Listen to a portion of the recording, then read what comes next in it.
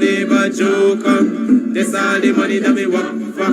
A 2 pound note and a kill the piece. A 2 pound note and a kill the piece. A 2 pound note and a kill the piece. This all the money that me work for. I said money neighbor, money neighbor, money, money neighbor, money, money. I know what you can I be money.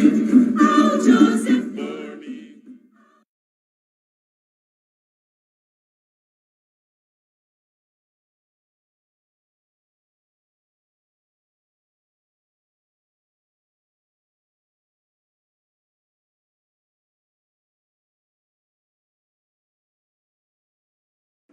Morning, neighbor, morning. Morning, neighbor, morning. I don't want the conniving morning. Neighbor, neighbor, Joe come. Who call this money what me work for? A 2 pound note and a guilder piece. Morning, morning, morning, morning, morning, y'all. Welcome to another program of BUXTONIAN Morning Time. I am your host, Kidaki Amsterdam, and I'm coming to you live on social media, that is Facebook Live, from the studios of KAMSTV located in Buxton. It is the third day of a new year. Yes, the third day of a new year. It's the 3rd of January in the year 2022. Right? You know, we have a saying we usually say in the community. Same shit, different day. But as we're in the 3rd day of the new year, I can say same cabal, different year. Because we are right here, nothing has really changed over the short holiday period, December 25th to 31st thereabout, if you want to count that week as the holiday, into January 1st and so on. Nothing has really changed. What you are dealing with is the same cabal. And when we talk about cabal, usually, I don't know what some people interpret it to mean. What's a cabal? What's a mafia? When you talk about a cabal, you talk about that political clique. Usually a secret political clique. But in this instance, I don't know if we can say that the PPP is secretive about anything. I think they're bold. They're brave, they're emboldened, they're brazen. All those adjectives can be used to describe the PPP and the actions. Okay? And so when we talk about a cabal in this country, we're talking about a brazen set of thieves, hooligans, and thugs that will do anything whatsoever comes to their mind, is to their liking,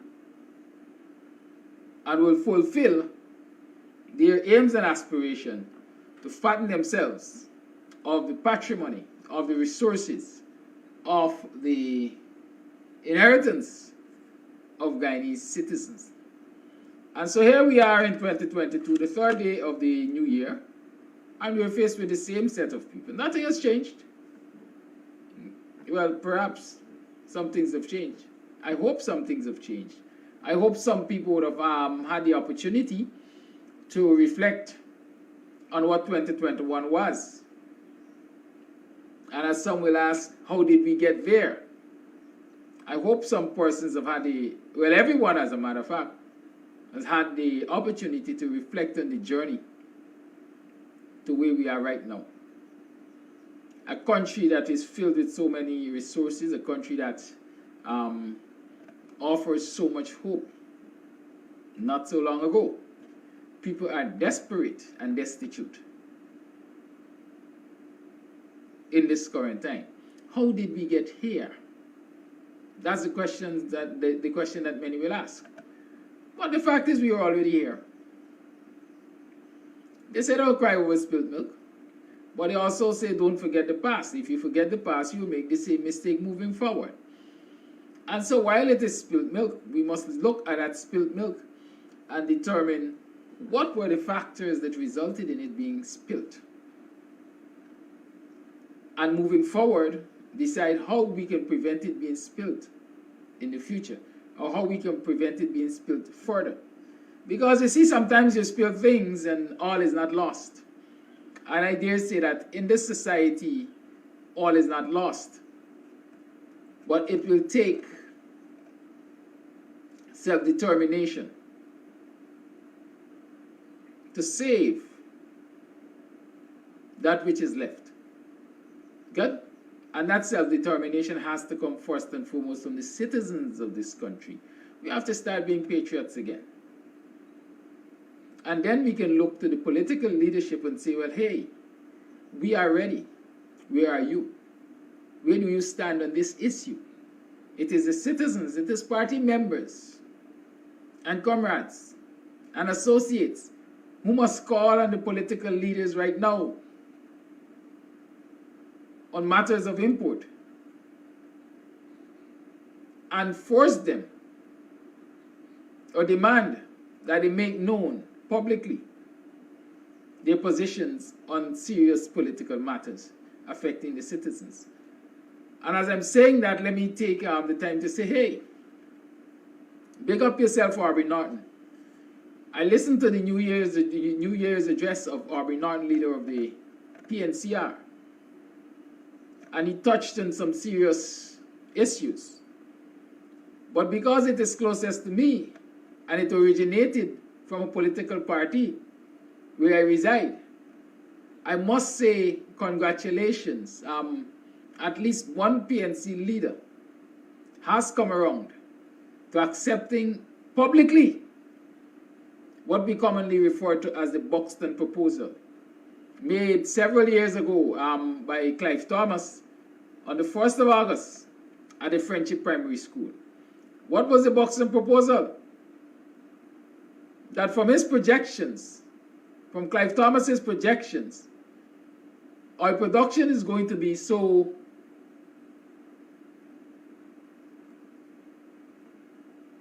what should I say, profitable. Our production is going to bring so much money to this country that as a direct benefit to citizens from the petroleum industry, every citizen can get, or it should be analyzed. The possibility should be investigated for every citizen to get $5,000 yearly as a grant. $5,000, a mere 1 million Guyana dollar.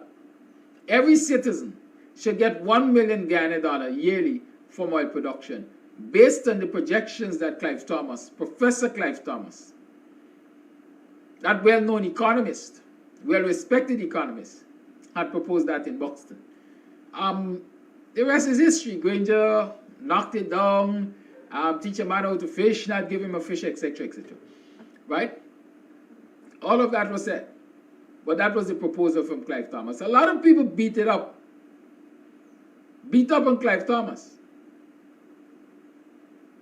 because they couldn't understand his numbers, despite the fact that he tried explaining. You see, many instances we hear or we listen to answer. We don't listen to understand and then respond. And that was part of the problem, I believe, with leadership and citizenry and the civil society and so on when they were attacking Clive Thomas. But we have lived to see the day to see our production ramped up. And it is going to be ramped up further. And so the numbers are getting to where Clive Thomas projected. And the projection is that they will surpass. And so Aubrey Norton, in his New Year address, did say he's calling for the activation of the Buxton proposal. And I support Clive Thomas, and I support Aubrey Norton. Now, we Guyanese citizens should support Aubrey Norton and call for the activation of the Buxton proposal. Even if there has to be, or there have to be modifications to it, we ought to demand the activation of the Buxton proposal. Every household must be given that $1 million. Why do I say that and why we need to agitate for it?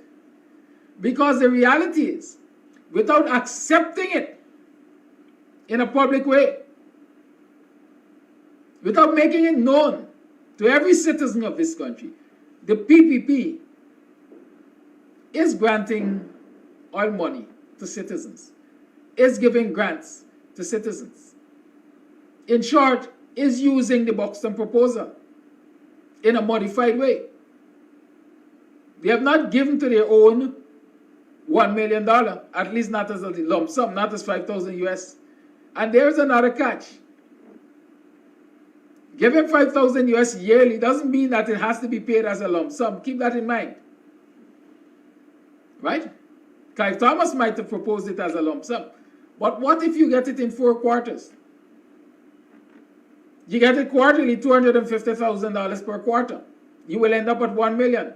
What if you get it half yearly, $500,000 every 6 months? You will end up at $1 million. Right? And so, the PPP is using the Buxton proposal. We saw in the last few months, for example, they give to sugar workers, severed sugar workers, $250,000. That's $250,000. They went into other sections of the country and they gave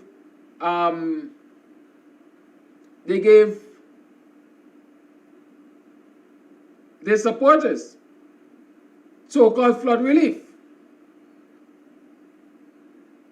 They went in other sections still and they gave their supporters money under the table. Then they doled out very big hampers, right? And so the question is, why only certain sections of this society are enjoying the grants? Why the Buxton proposal is only used to quote-unquote fortify certain sections of the society? We know it's political patronage. The Buxton proposal in this instance is being used as political patronage.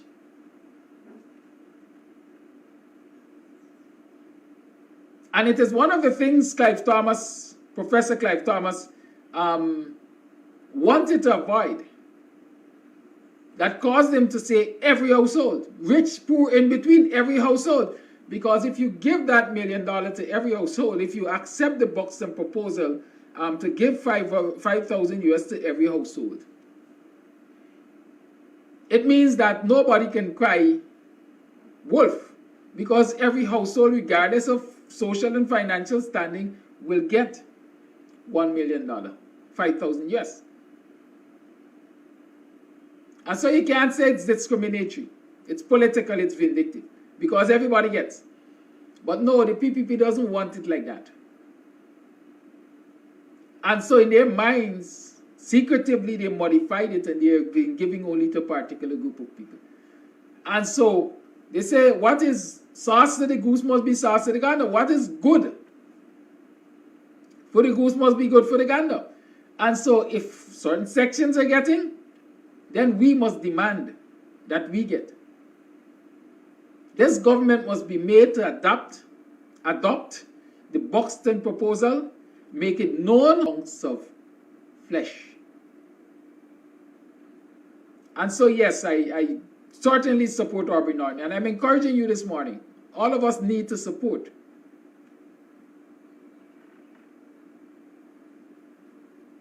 Right? That call by Aubrey Norton.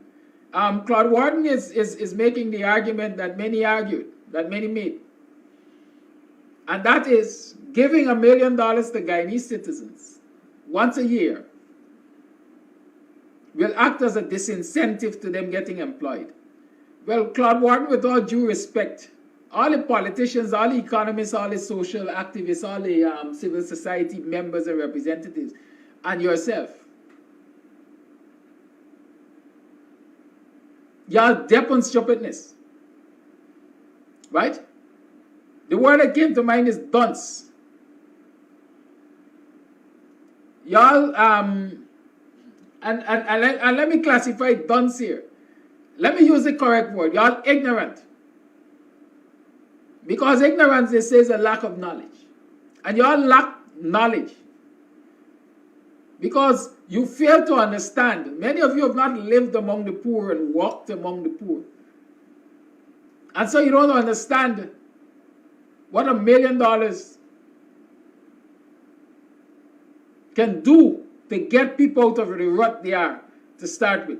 It is money that people can look forward to, they can make projections on.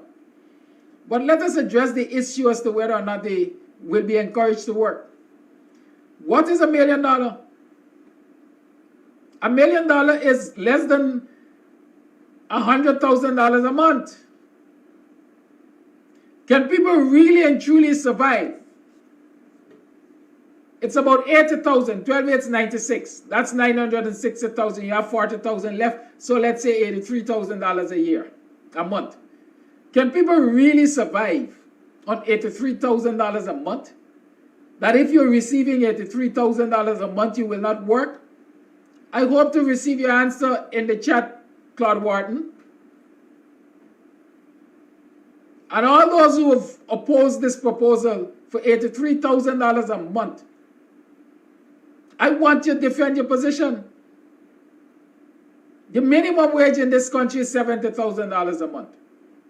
And so basically what people will be receiving is a minimum wage. How do people survive on the minimum wage in this country?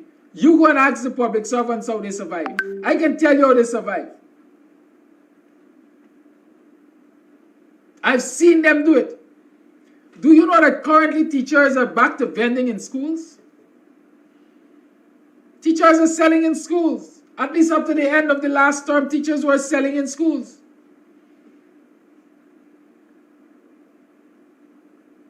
I know public servants who have to do a side hustle, as you call it. Some choose to do it, quote unquote, the legal way, in that they find something to sell. Others simply steal and are corrupt.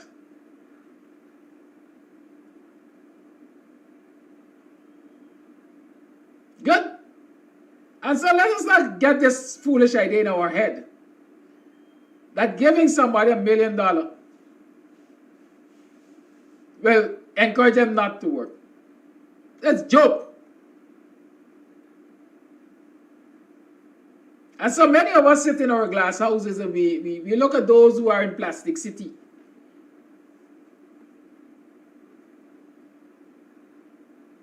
And tell ourselves, give them $1 million. They're going to drink it out, they're going to smoke it out, they're going to fear it out.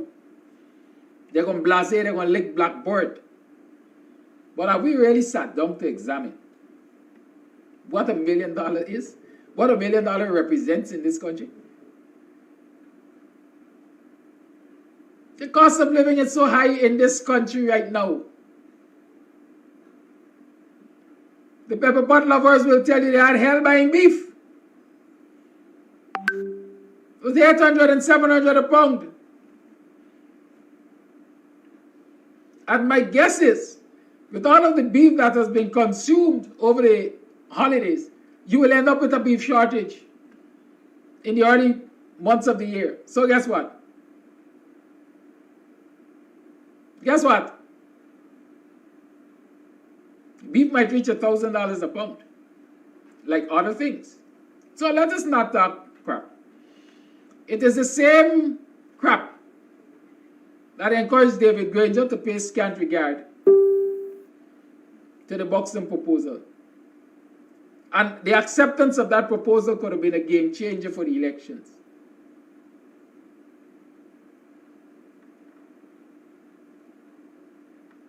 Right? You understand what I'm saying?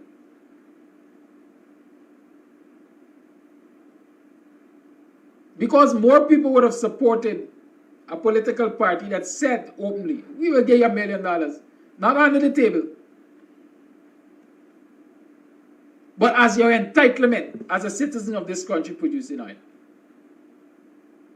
And so regardless of all the rig that the PPP rigged, they would have really, really had to rig.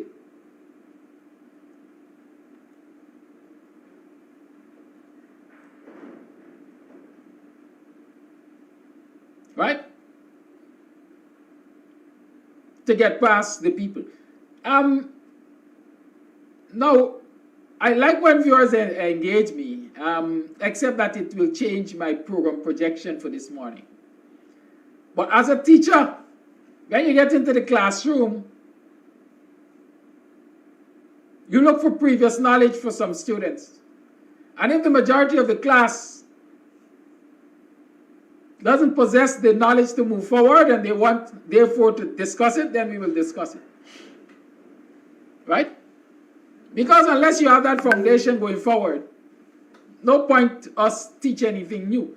And so let's talk about the Buxton proposal a little bit more, because Roy Blackman is saying, with all due respect, it's way too early to endorse the Buxton proposal. That money should be used for collective development.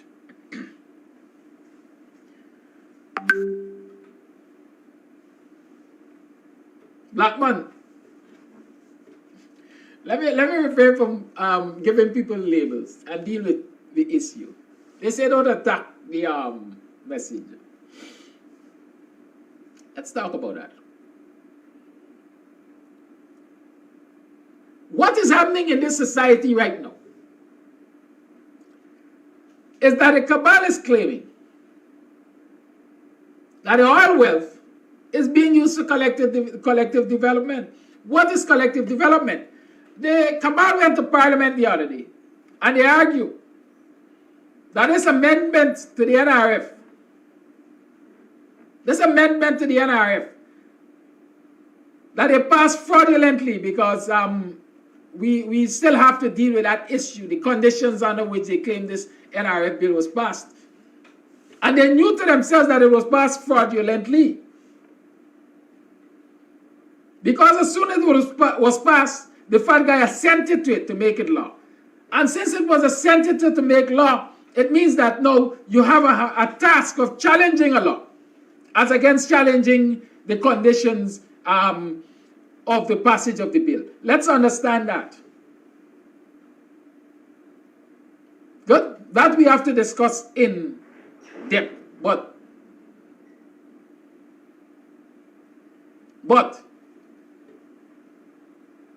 let us put it as a note. Now let's talk about this collective development. They argue that they want to bring the NRF account to zero balance right now. And in justifying the passage of this bill to get to withdraw all of the money in the NRF right now, they're arguing across the media that the money is going to be used for development. Roads and buildings and schools and so on, infrastructure. I want to ask y'all something. With all of this so-called development that took place in this country from last year, August, to current, what were the benefits to the collective? Identify the benefits to the collective. Identify, for example, because the money that is spent from last year, August to current, way exceeded what is currently in the NRF or what was currently in the NRF. Where did those money go? Who were the beneficiaries of those money? As we are talking collective development, which sections of the society benefited from the development created by that money? Until you can say to me it is every section of this society, then the collective development thing ain't working. And we know it is not every section, because we know that the contractors were handpicked. We know that the areas in which those monies were spent were not areas with the most need, but areas with the most PPP supporters. With all of that money spent, with a whole set of billions being spent to do road construction, to recap roads in Indian-dominated communities supportive of the PPP, when there was no real need to recap those roads, while there were roads, or there are roads in places like Buxton and Beirut and Paradise and Melanie, and I can name them a long list of black communities, where the need is greater for roads to be fixed, among other infrastructural projects to be undertaken. But none of that money went there. In other words, in quite the opposite, it went to communities that did not really meet that need. So don't tell me about using the money for collective development. And I'm also saying, Ghana has 750,000 persons, approximately, as a population. Right? And so if you give $1 million a year, it's $750 million. What am I saying? Miss that calculation there. We're talking about 750,000 persons, right? And we're giving $1 million. My immediate guess is about 7.5 billion. Am I right? Y'all help me with that maths. Or let me use my calculator to be sure. I don't want to call me dunce like the dunce president. Right, so it's 750,000. Multiply by what? 1 million, eh? Good. Yes. 750 billion? 7.5 billion? I don't know, man. I can't get this thing right. But hear me. Y'all can do the maths to me. That is a drop in the ocean.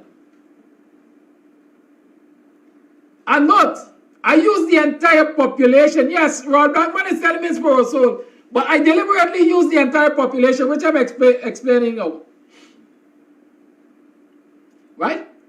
I use the entire population of 750,000 persons. And there's a drop in the ocean compared to the amount of money that oil is bringing. But let's go to the reality. Let's go to the reality. The reality is that money is going to every household. How many households do we have in this society? When they did the COVID grant,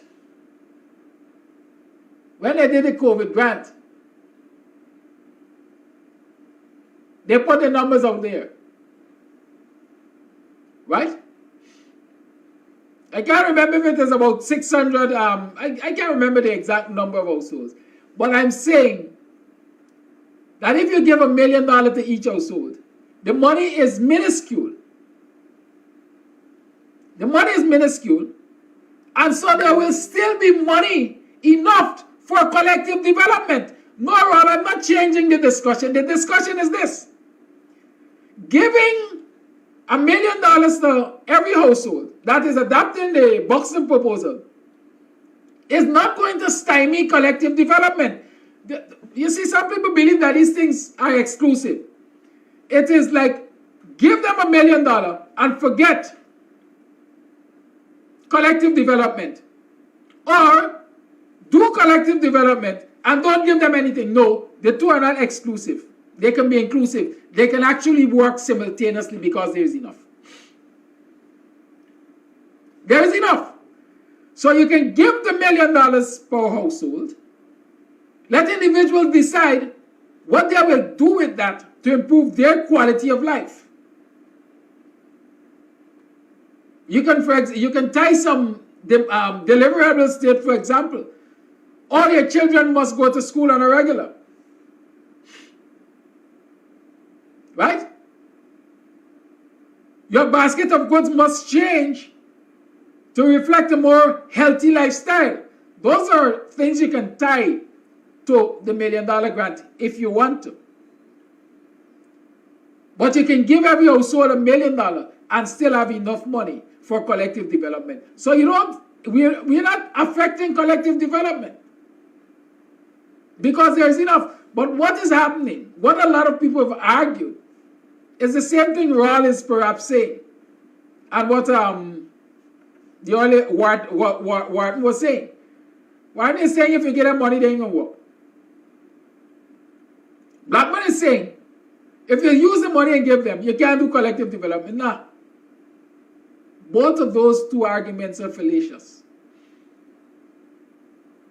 Because I explained, if you look at the money that you're giving them, it's approximately $83,000 a month. They really can't sustain any household properly. People gotta go work to supplement it. In fact, that will work as a supplement to people's salary, those people who are working already. Right?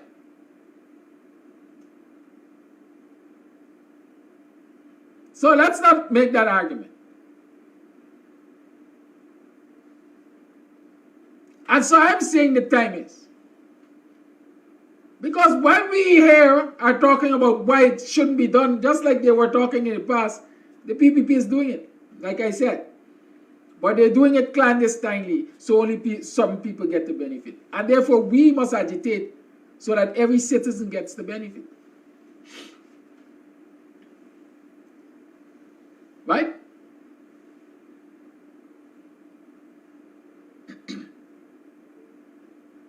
How much money they withdraw the other day, man? And how much is still to come? And production is being ramped up. But with this collective development argument, that's what the government's saying they're doing. You're going to have our monies invested in more public-private partnership to build bridges and wharves and so on that will be owned by the PPP and their cohorts. The state might get a 10% in it, despite investing hundreds of billions of Guyanese money, like they did with the Berbice Bridge. You will see them spending more, for example, on roads. But big chunks of the expenditure on those roads and other infrastructure projects will go to their cohorts and back to the PPP as kickbacks. You will see them like they're claiming using a lot of that money to offset tax relief to importers and big merchants, with the argument that the benefits will trickle down to customers and consumers, and you know very well that that doesn't happen in this society. Right? You will find that they will spend big chunks of that money on arming the Guyana Police Force especially, members of the Guyana Police Force especially. The Guyana Defense Force will get benefits. But most of that money, a lot of that money in terms of defense will be spent to arm the Guyana Police Force because they will use them against the citizens of this country. They will use that money to create a state where citizens cannot stand up for their rights. And so that's the kind of collective development you guys are talking about.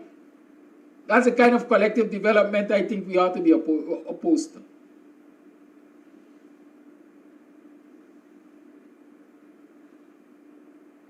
So let us at least agree on one thing. Collective development is not working in this country the way it should. The benefits are not felt equally across the land. In fact, this form of collective development is not even being practiced across the land. So forget the collective development thing. What can citizens do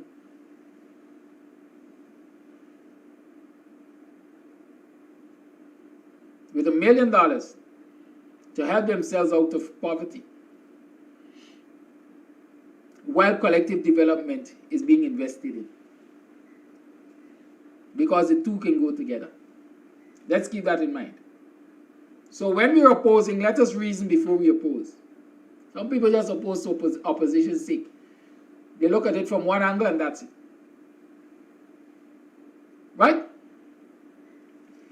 It's now 7 hours 21. I think I'm done with that Buxton proposal talk. Hopefully, I am. If there's another question, push it quick so I can respond to it. Let me remind you that this program comes to you with the kind compliments of Kidam's Hideout Fish Shop, Bar and Grill. And they're located on Sideline Dam, Buxton North. And they're open for business. And we encourage you to go down there and support the business which supports this program. I want to also encourage you to continue to support us.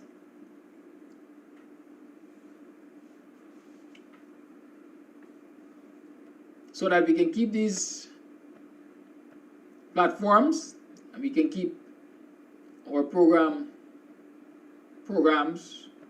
discussions on air in whatever way, shape, or form. In this instance, we're using social media because you know the challenges. So I encourage you to lend us your support. There's a Cash App, $BUXT. When you send your contributions there, David Hinds will pop up. So just put a note, well, this is for X program, Y program. And so we'll get those contributions properly streamlined. Those of you who would like to send your contributions by Western Union, you can send it to Kidaki Amsterdam, or you can hit me up on WhatsApp and I can give you further details. MoneyGram, definitely you have to hit me up on WhatsApp so I can give you those details. Note I'm emphasizing WhatsApp because I hardly ever use the Facebook Messenger. Sometimes days after people send me a message, I happen to go into Facebook Messenger and then I see it. And I know there are lots of people who say,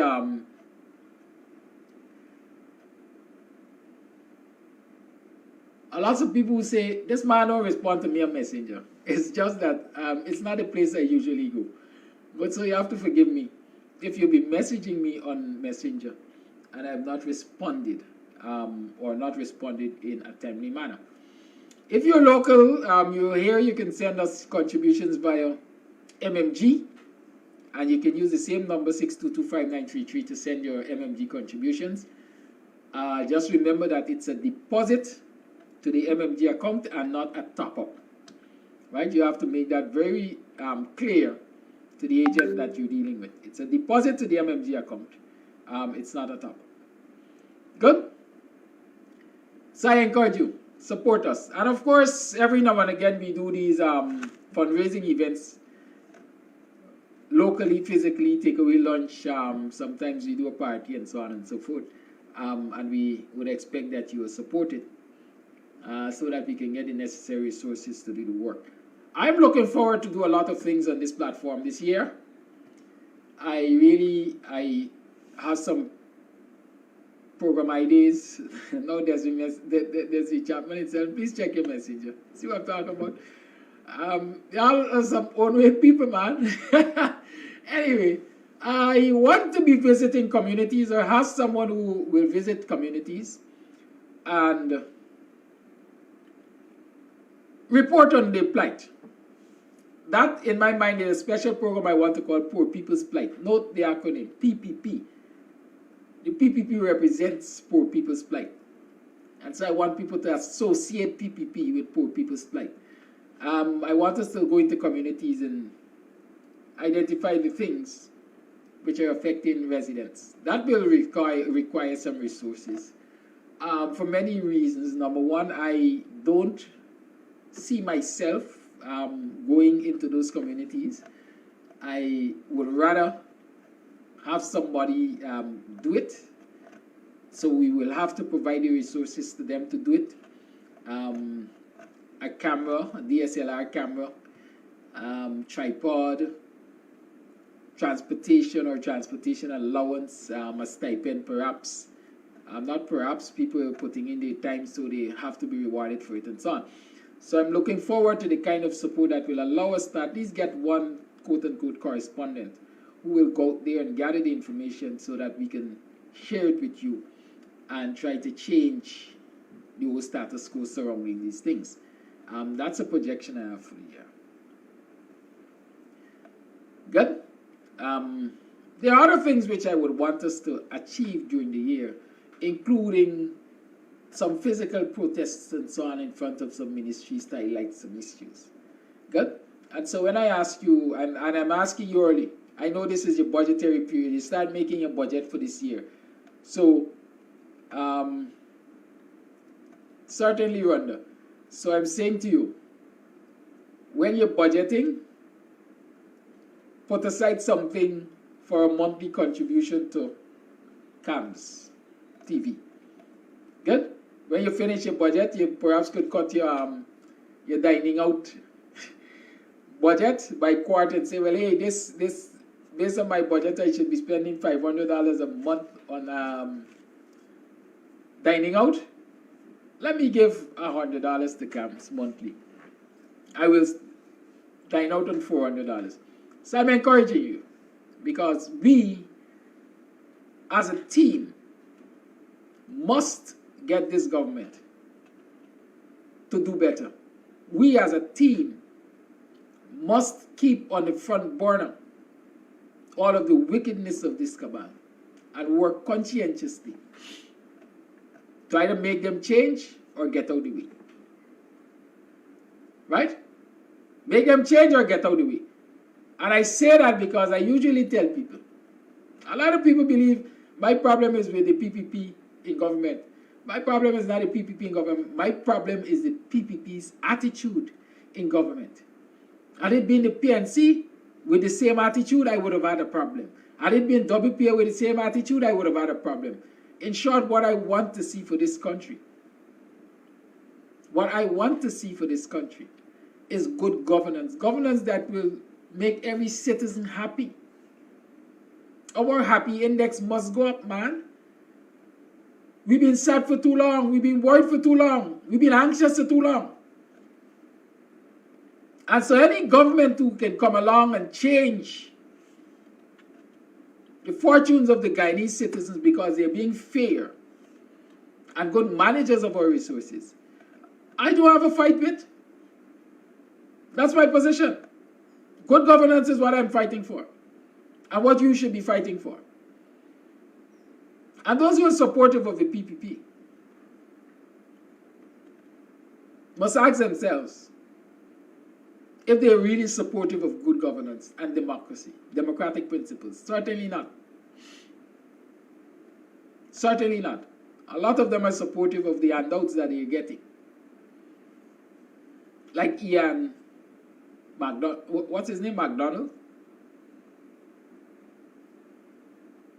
McPherson. Ian McPherson. Mansour Nadir Stout. Y'all remember the guy? Mansour Nadir Stout. Let us talk about the PPP and corruption in the parliament, because that's what is happening in the parliament. Right?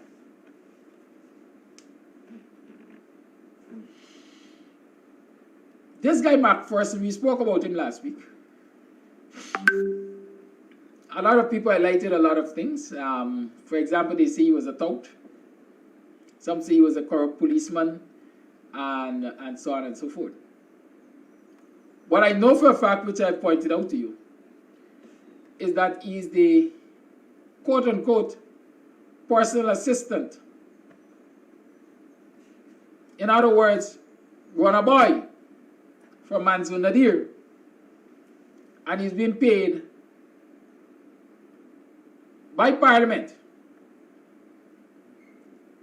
But when you check his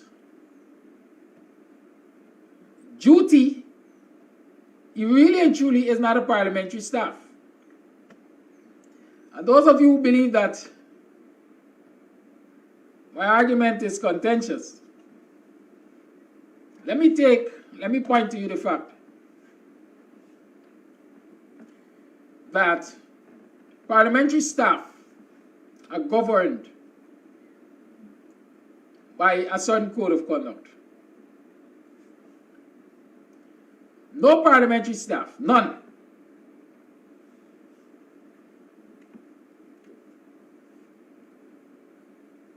Gets to address the media, regardless of the issue. No parliamentary staff gets to address the media. Even the PRO of Parliament must get the blessings of the clerk of the National Assembly, because the clerk is the admin manager basically. If you don't get the blessings of the clerk, you can't address the media. The PRO cannot.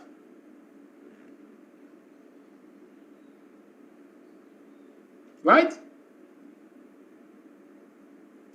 But this guy, let me tell you about some other do's and don'ts before I go there.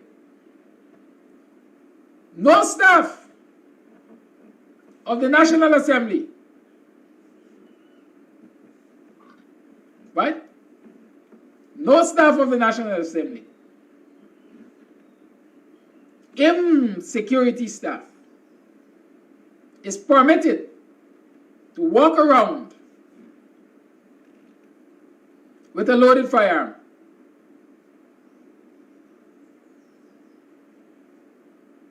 None. Not even the police who are assigned to provide security detail at the National Assembly gets to walk around with a loaded firearm.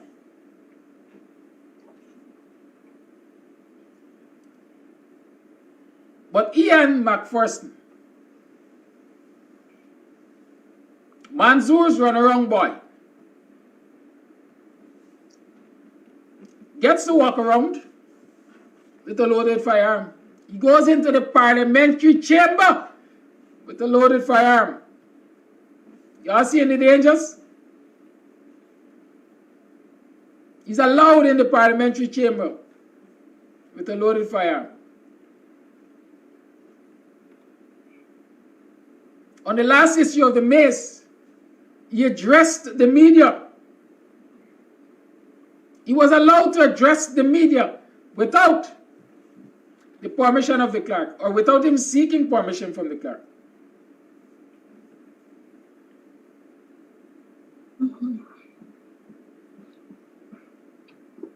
Those are just two examples of contrary behavior contrary to the protocol at Parliament. Here is a big one. No parliamentary staff can be seen at political rallies or events, much less wearing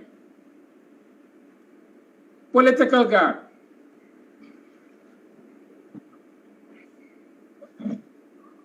If any of them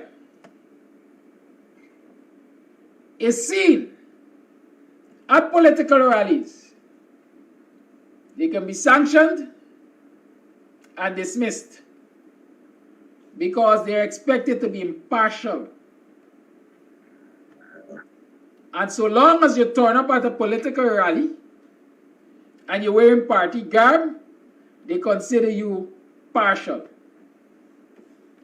And so you can't be employed at the Parliament buildings.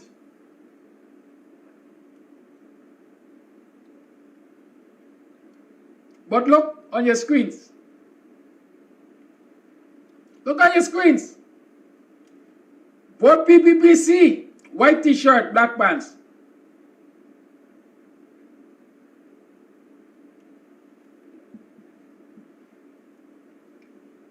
And so you have a political hack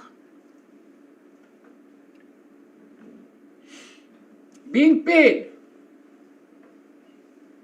from the coffers of this country to fetch a bag and so on of Mansour Nadir at the National Assembly.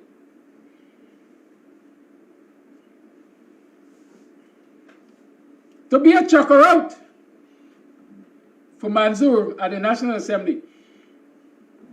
Understand this.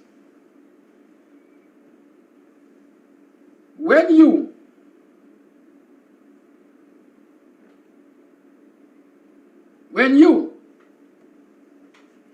enter the grounds of the National Assembly,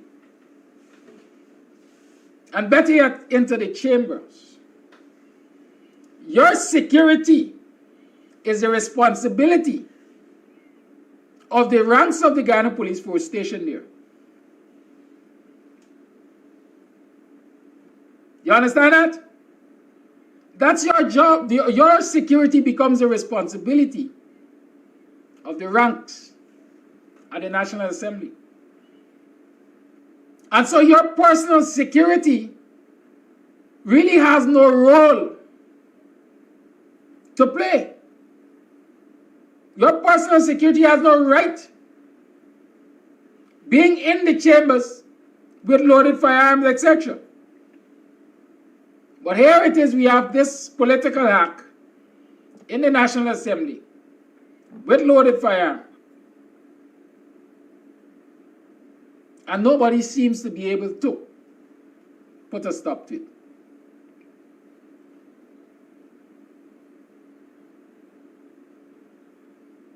This man got privilege, he could do as he likes.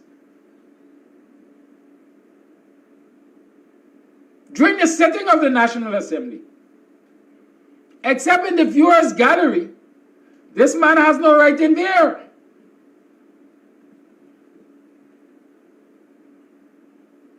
And so when he quote-unquote tackled the female MPs who lifted the mace from its stand to disrupt the National Assembly as a form of protest, he had no right attacking them.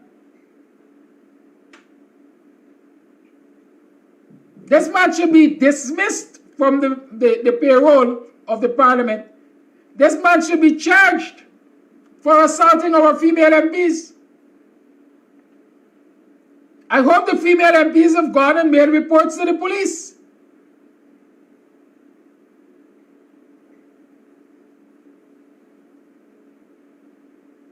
Because unless we put a stop to this kind of lawlessness, it will just continue to fester and fester and fester, and I like to say become gangrene, and it will kill those who it is infecting. Manzu was big to say, first to say, loud enough to say, the only person who handles the mace is the sergeant at arms. And therefore it is the sergeant at arms' duty to defend that mace. It was the sergeant at arms who had to confront those parliamentarians for that mace, because they were performing legitimate parliamentary functions. They are parliamentarians, they are representatives of the people in the assembly. Removing the mace is accepted around the world as a legitimate form of protest.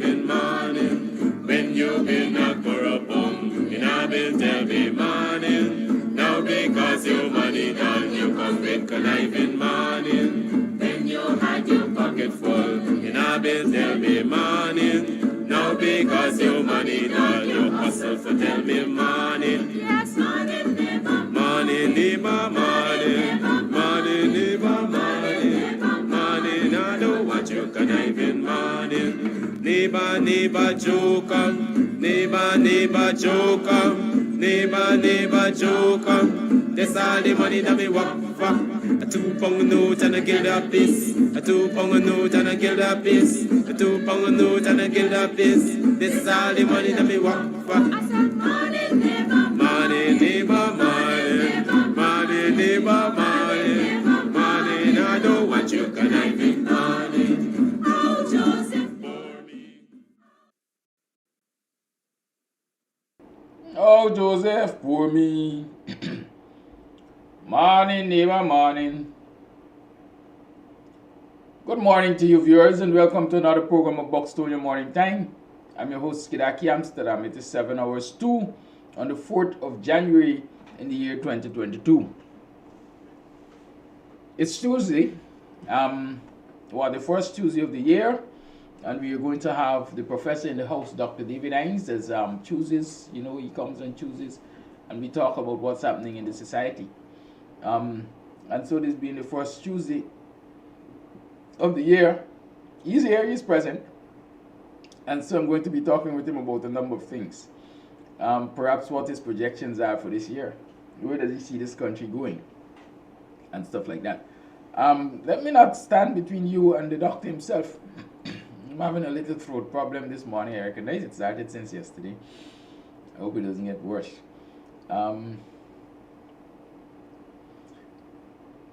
Nevertheless, this program comes to you with the kind compliments of Kidam's Hideout Fish Shop Bar and Grill, located on Sideline down Buxton North. We're open for business, so you can come and support the business, which helps us to support this program also. Likewise, you can give us your support financially and otherwise.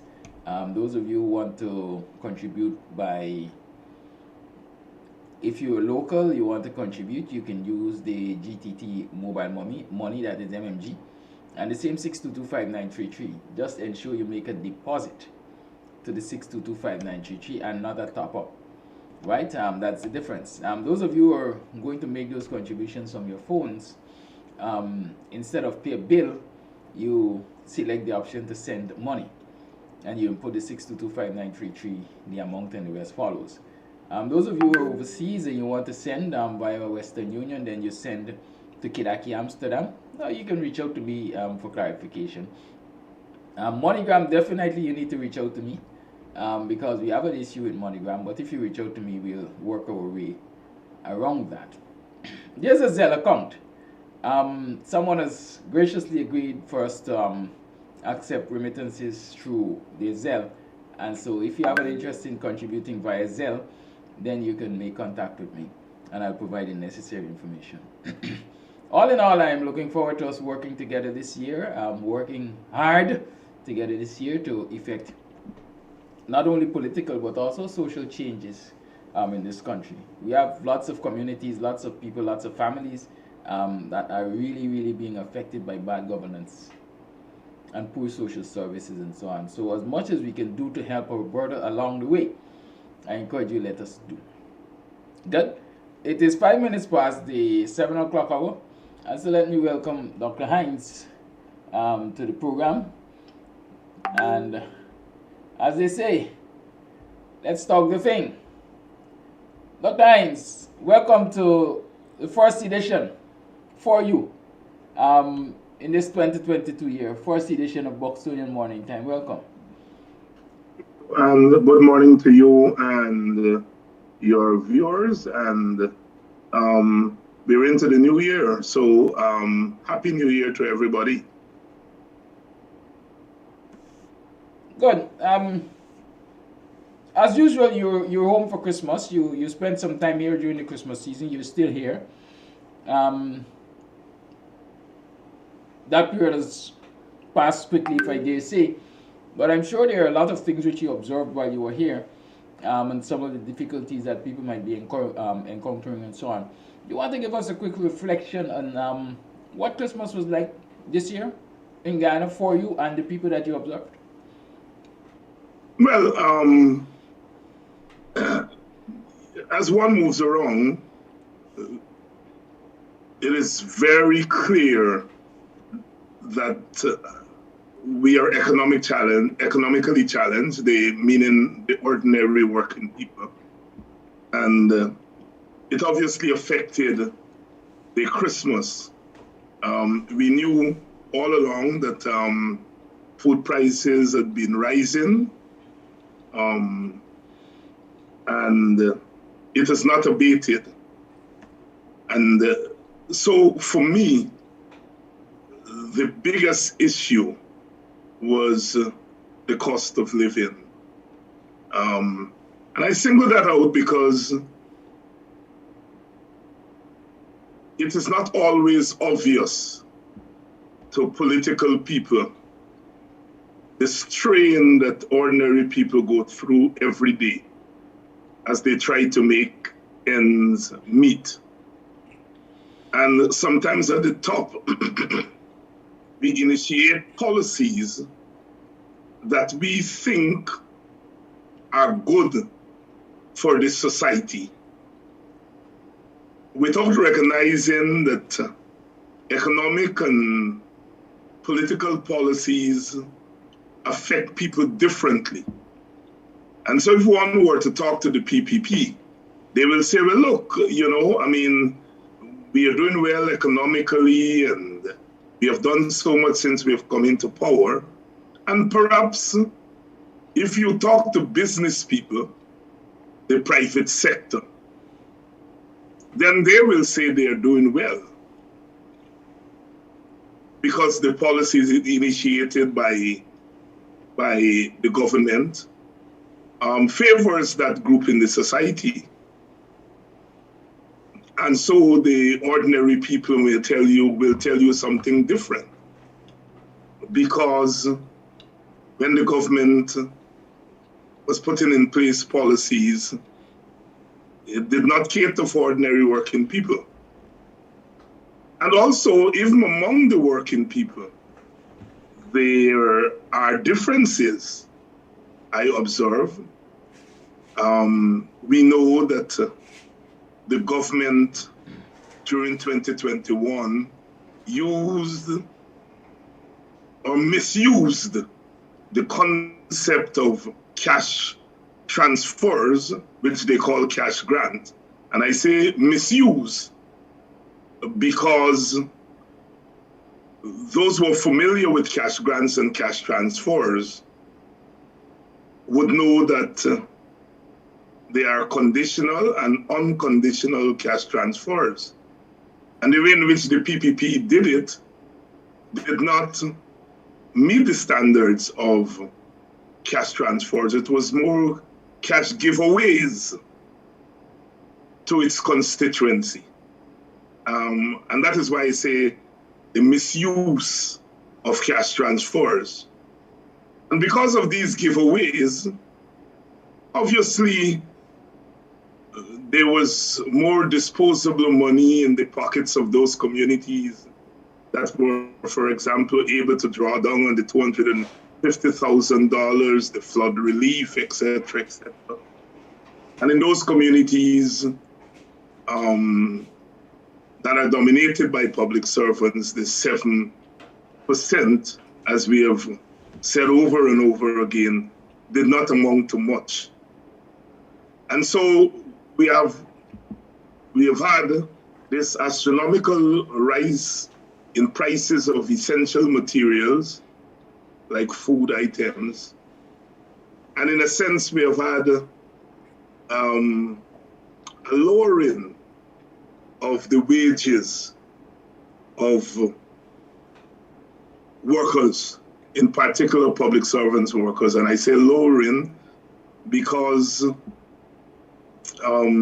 we have not had a salary increase since 2019, I think.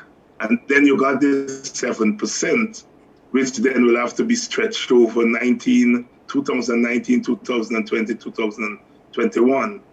And so you're talking about negative growth in the salaries and wages of working people, in particular, the public servants. So it could not have been, from an economic standpoint, the ideal Christmas for most of the population.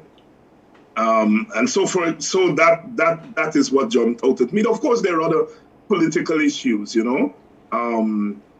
Half of the population feel a sense of discrimination, feel a sense of being discriminated against, feel a sense of alienation from what's happening in the country, and enter 2022 in a sense of gloom.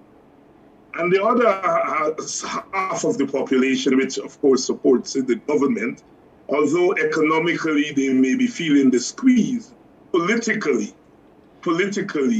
they are more optimistic because their party is in the driving seat. And so although they may feel economic squeeze politically, they would be more optimistic. So in a sense, what we have are two societies, politically and perhaps economically, which does not augur well for the stability of the country. And so as we go forward in 2022, I think the two major issues would be the economy,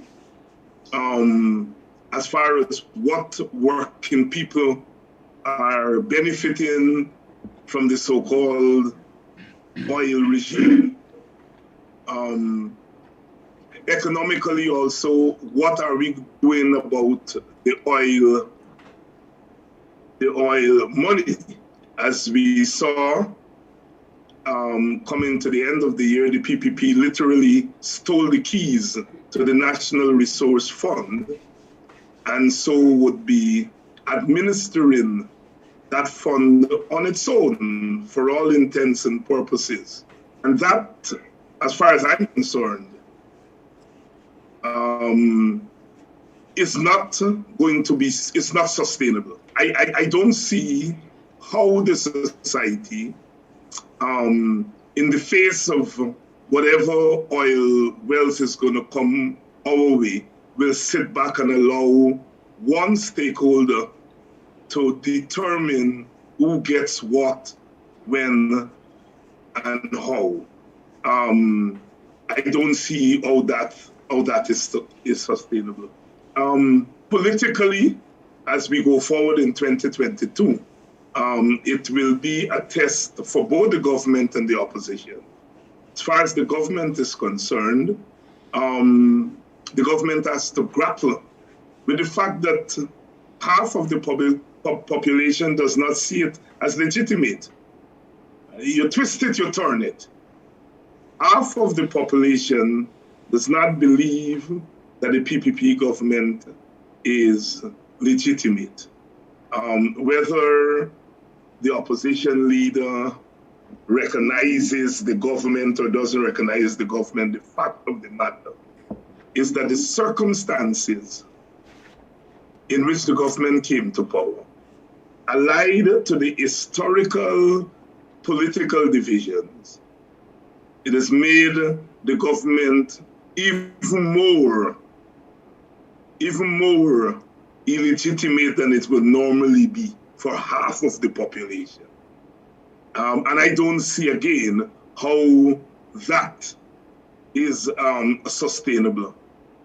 For the opposition, there's now a new leader of the major opposition party, and there are lots of issues that the leader will have to deal with, the new leader. The new leader will have to satisfy his followers, those who made it possible for him to come to power. He will have to satisfy his followers, but in real politics, he will have to satisfy other constituencies. He will have to satisfy the oil companies, which have tremendous power in Guyana. So he will have to engage those companies. He will have to engage the international community, which took a certain position last year. And the new leader will have to engage that community. And then he will have to engage the elites in the society, including the elites from his own base. the African Guyanese professionals and middle class have not always seen politics the same way as the working class do. And so Mr. Norton will have to contend with that section of his own population. And then, of course, the government. He will have to work out how to deal with a government that has made very clear that it does not want Mr. Norton in the driver's seat. And it will do anything to delegitimize him, not just in the eyes of the PPP supporters, but the PPP is very skillfully trying to delegitimize Mr. Norton in his own constituency. And so I say all of that to say that the new PNC leader has quite a challenge before him. And, I on this first program of the year, would like to say to supporters of the opposition to be realistic as far as Mr. Norton is concerned. Not to expect too much too fast, because, as I said, the situation is very complex, extremely complex. And while, one has to do what one has to do to get to the leadership of a political party, once you get there, you then have to lead, you then have to govern. You have to lead at another level, because as the leader of the political party, you are now the leader, in effect, the leader of the opposition. In effect, you are the number 2 leader in the country. And that calls for much more than when you're campaigning for the leadership of a party. And so, lest the base become very frustrated very quickly if they see things are not moving as quickly as they would want it to move. I just want to warn very early that the base has to be realistic about what Mr. Norton is going to be able to accomplish in a particular time. As in my column this past weekend, one of my columns, I made the point, Norton has inherited a broken party. And in effect, he has inherited a broken opposition. Twist it or turn it, the fact of the matter is that the blow to the opposition, the blow to the African Guyanese community has been severe. And it's going to take quite a bit for a leader and his leadership team to repair. So we will have to be realistic,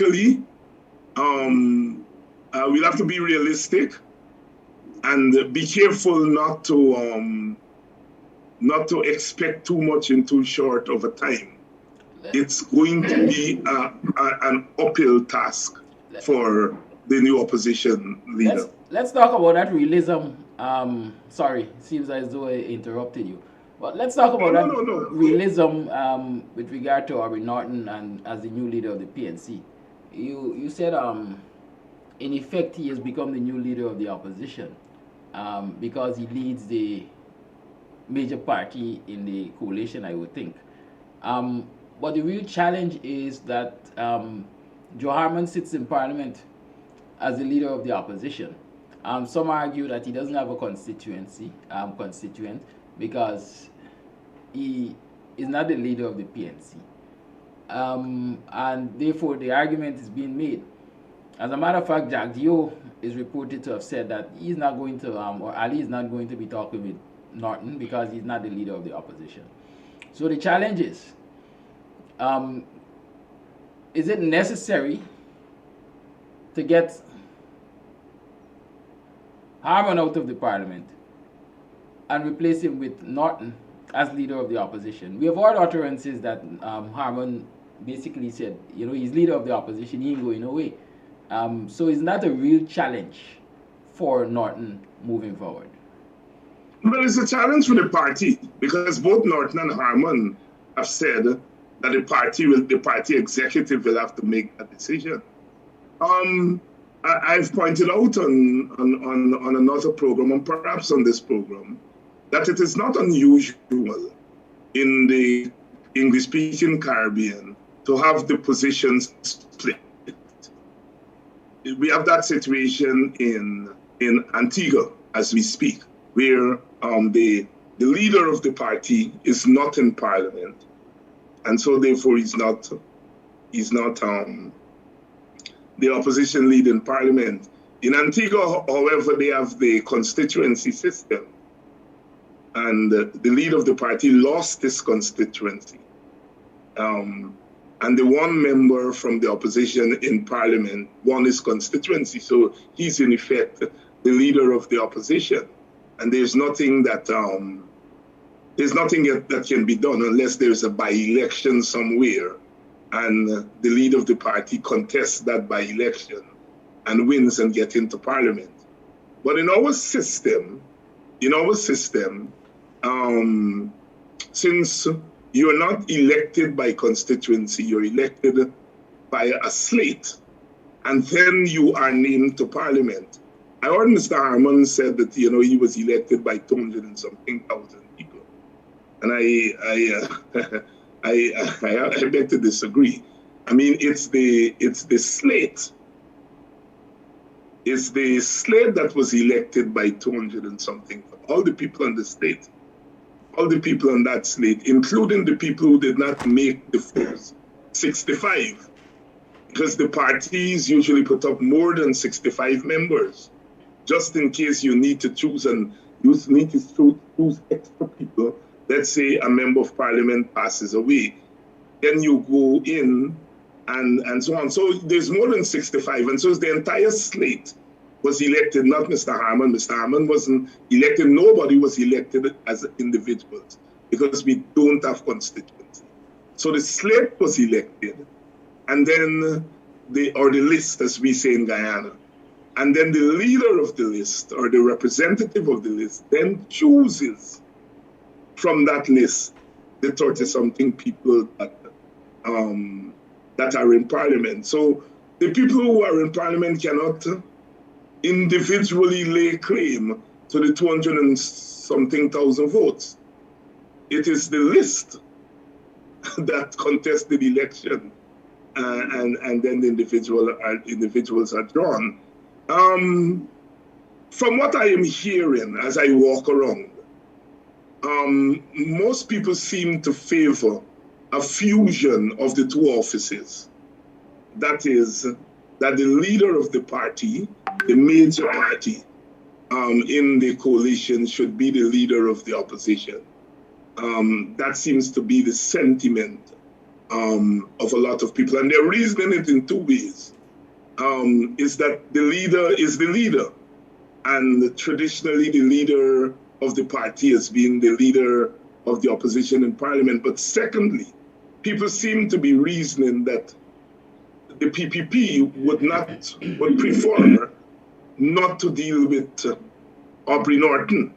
And precisely because they would prefer not to deal with Aubrey Norton should be elevated to the opposition leader in parliament.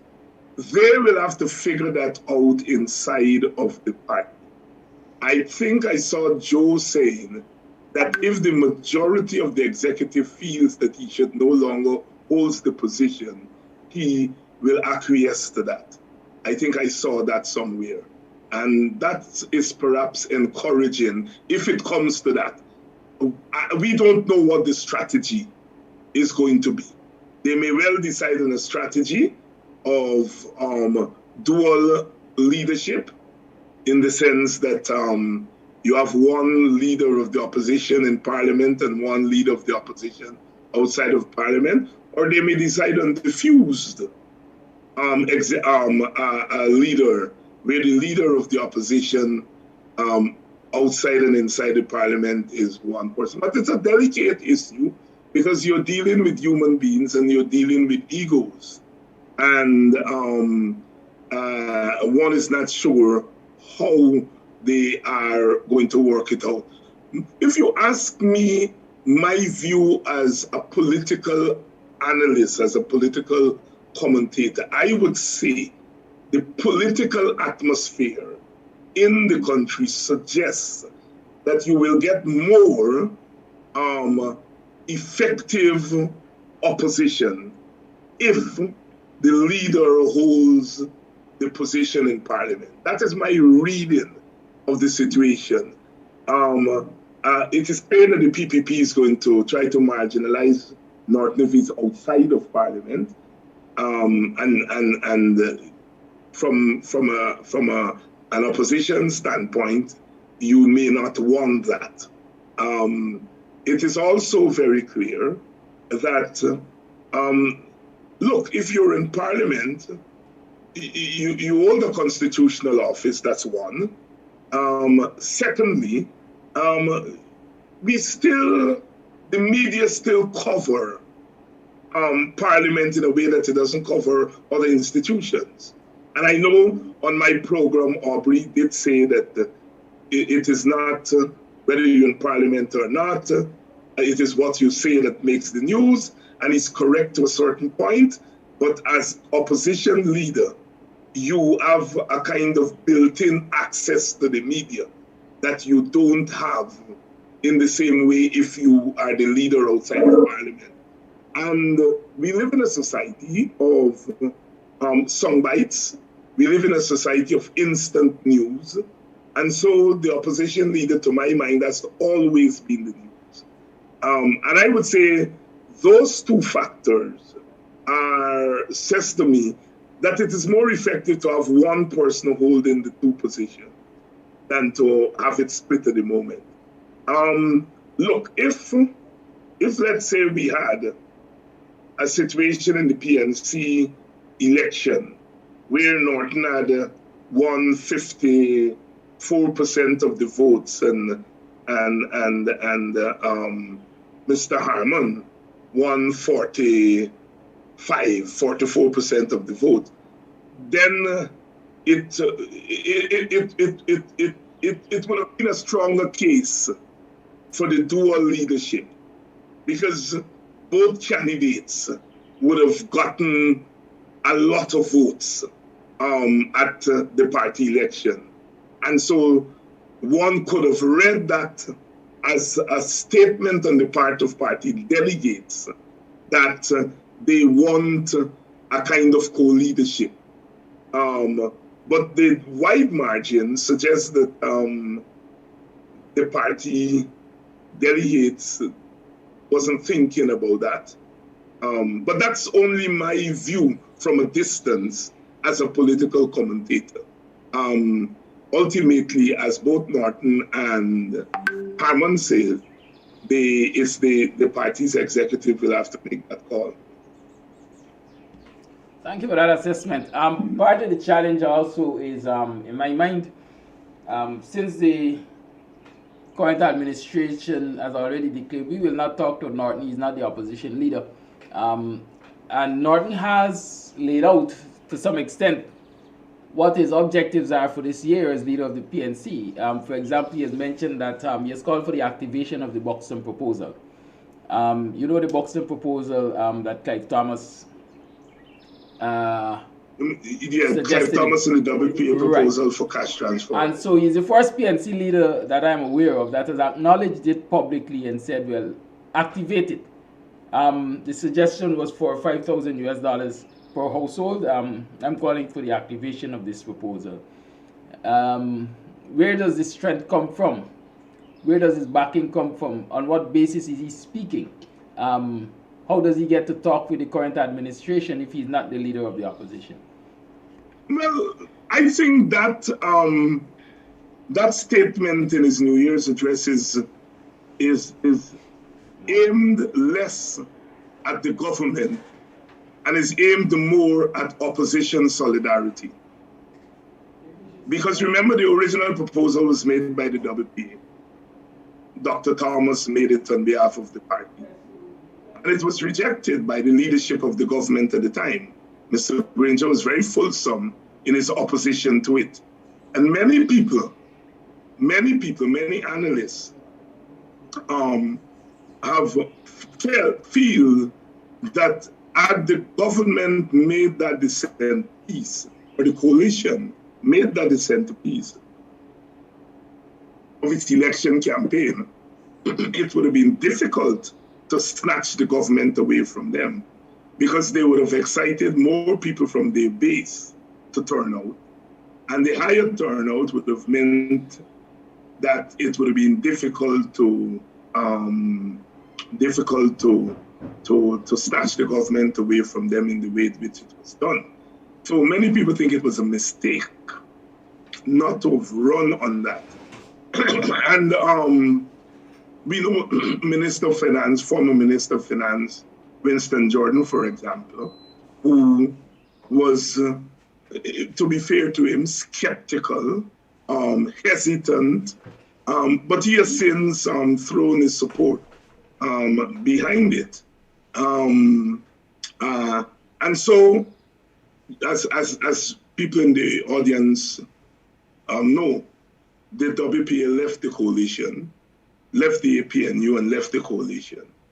And all the major leaders in the PNC have been saying that they want the WPA back in the coalition, and ordinary people have been saying it too. So I think Norton's embrace of the cash transfer proposal is less about telling the government to implement cash transfer and more about saying to the WPA that this major plank of your policy initiative as far as oil and gas economy is concerned, I as leader, I am prepared to embrace it, which is a big step from the previous leader.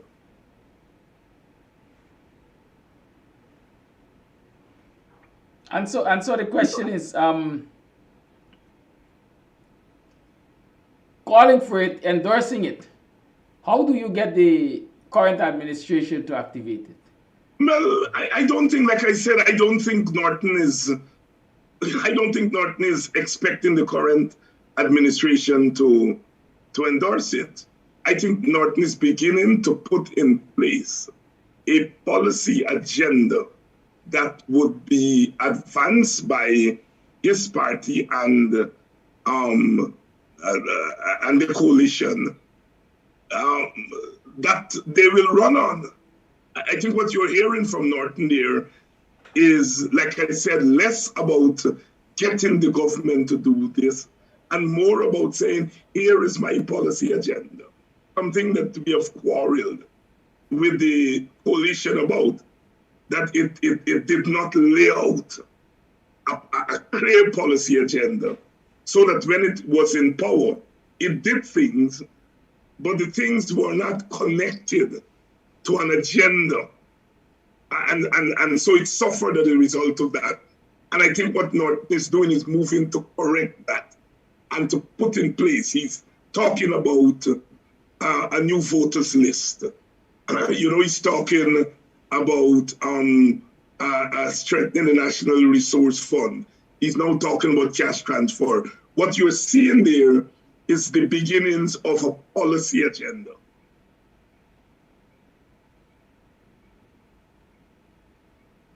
All right.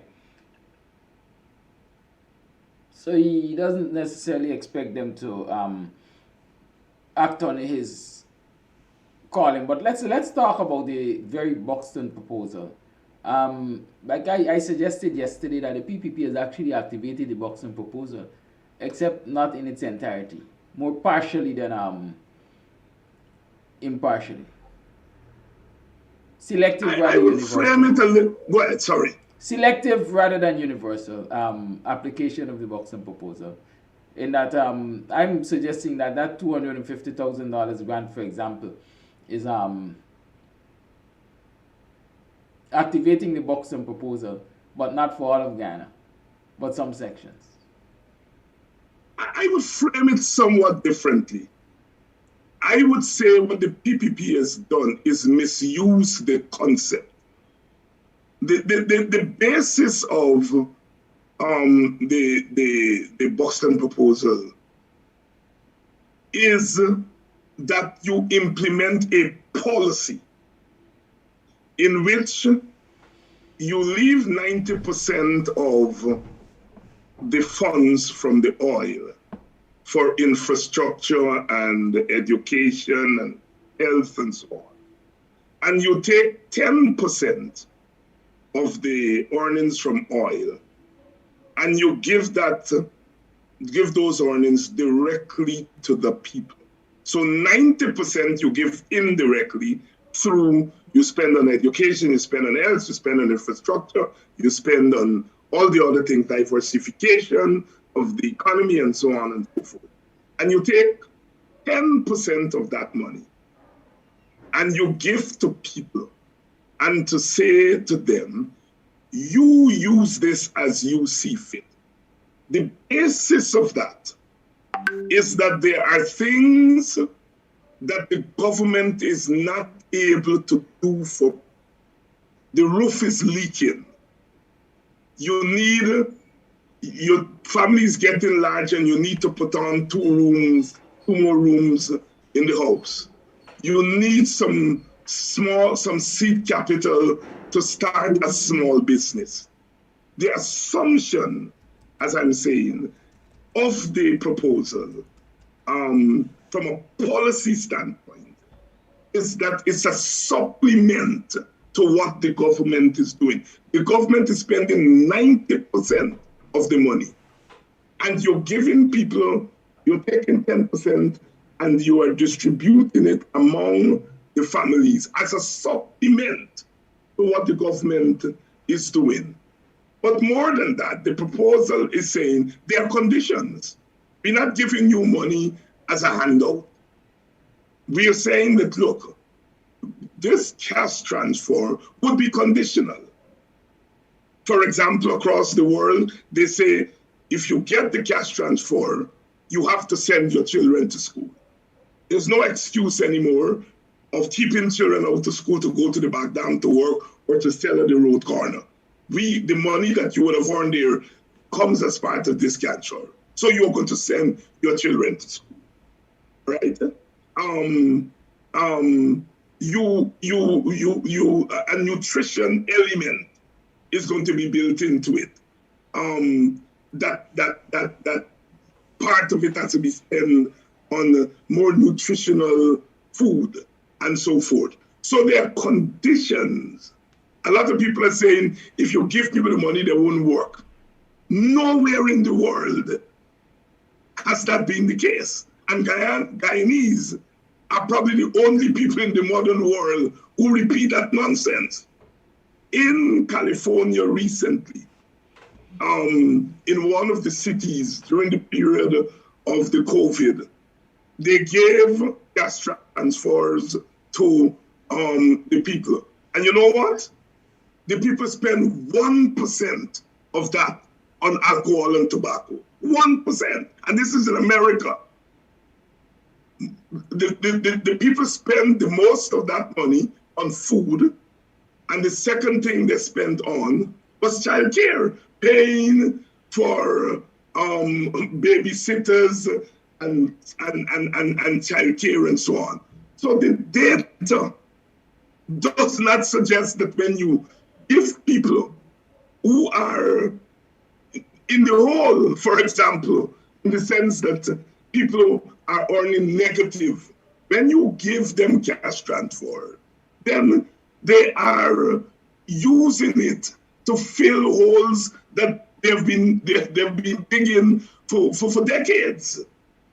A lot of, like I said, people spend it on food, people spend it on childcare, some people have spent it on housing and so forth, 1%. And so you still hear Guyanese with that nonsense that is grounded in prejudice against poor people. And so poor people repeat it themselves.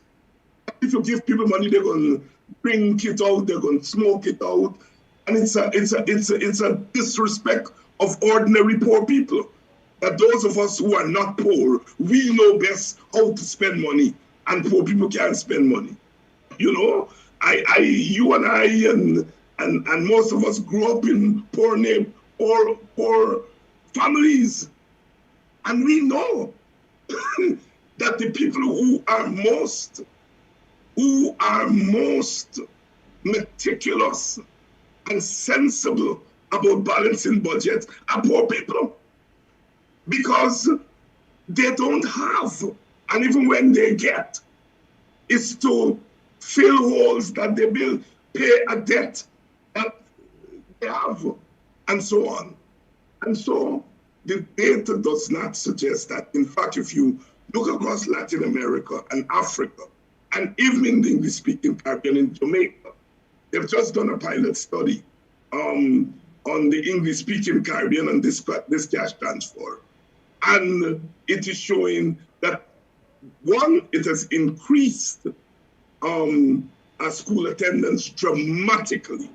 Second, that nutrition of poor people children and the poor people in general has improved. And once you have that, you then get more productivity in the society, because people are more healthy, people are more educated. And so it adds to the productivity of the society.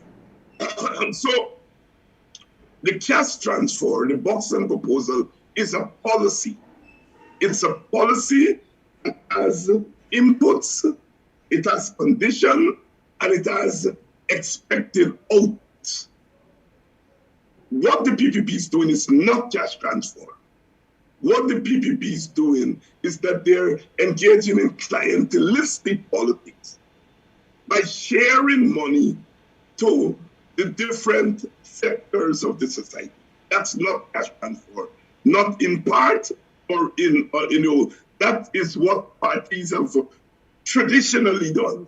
It is just that the PPP is giving more big money to their supporters, but that's not cash transfer, not in part or in the whole, because there's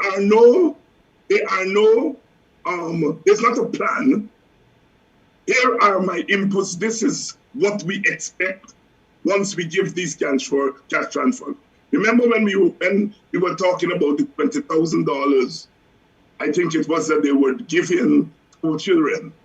All the experts were asking, how long are you giving it for? What are your expectations? What do you expect people to spend the money on? And of course, none of those questions could be answered because it was not a policy. It was giving away money to buy votes, which is totally and conceptually different from cash transfer.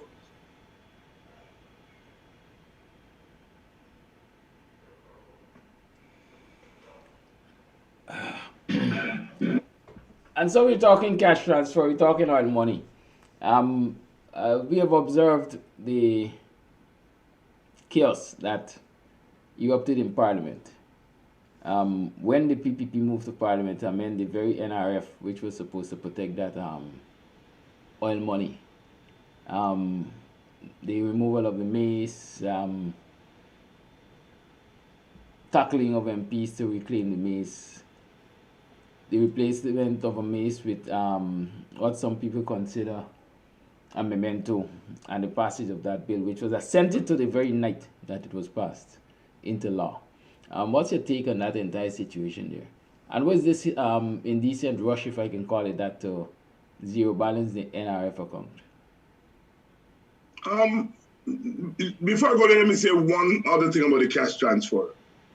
The cash transfer is democratic in the sense it says to all households, whether that household is a Indian household, Portuguese household, African household, Chinese household, mixed household, each household will get the same thing. There is no place there for racial discrimination. There is no place for class discrimination. Some people say, well, you should only give it to people who need it, meaning give it just to poor people. The question is, what is poor in Guyana and who is not poor?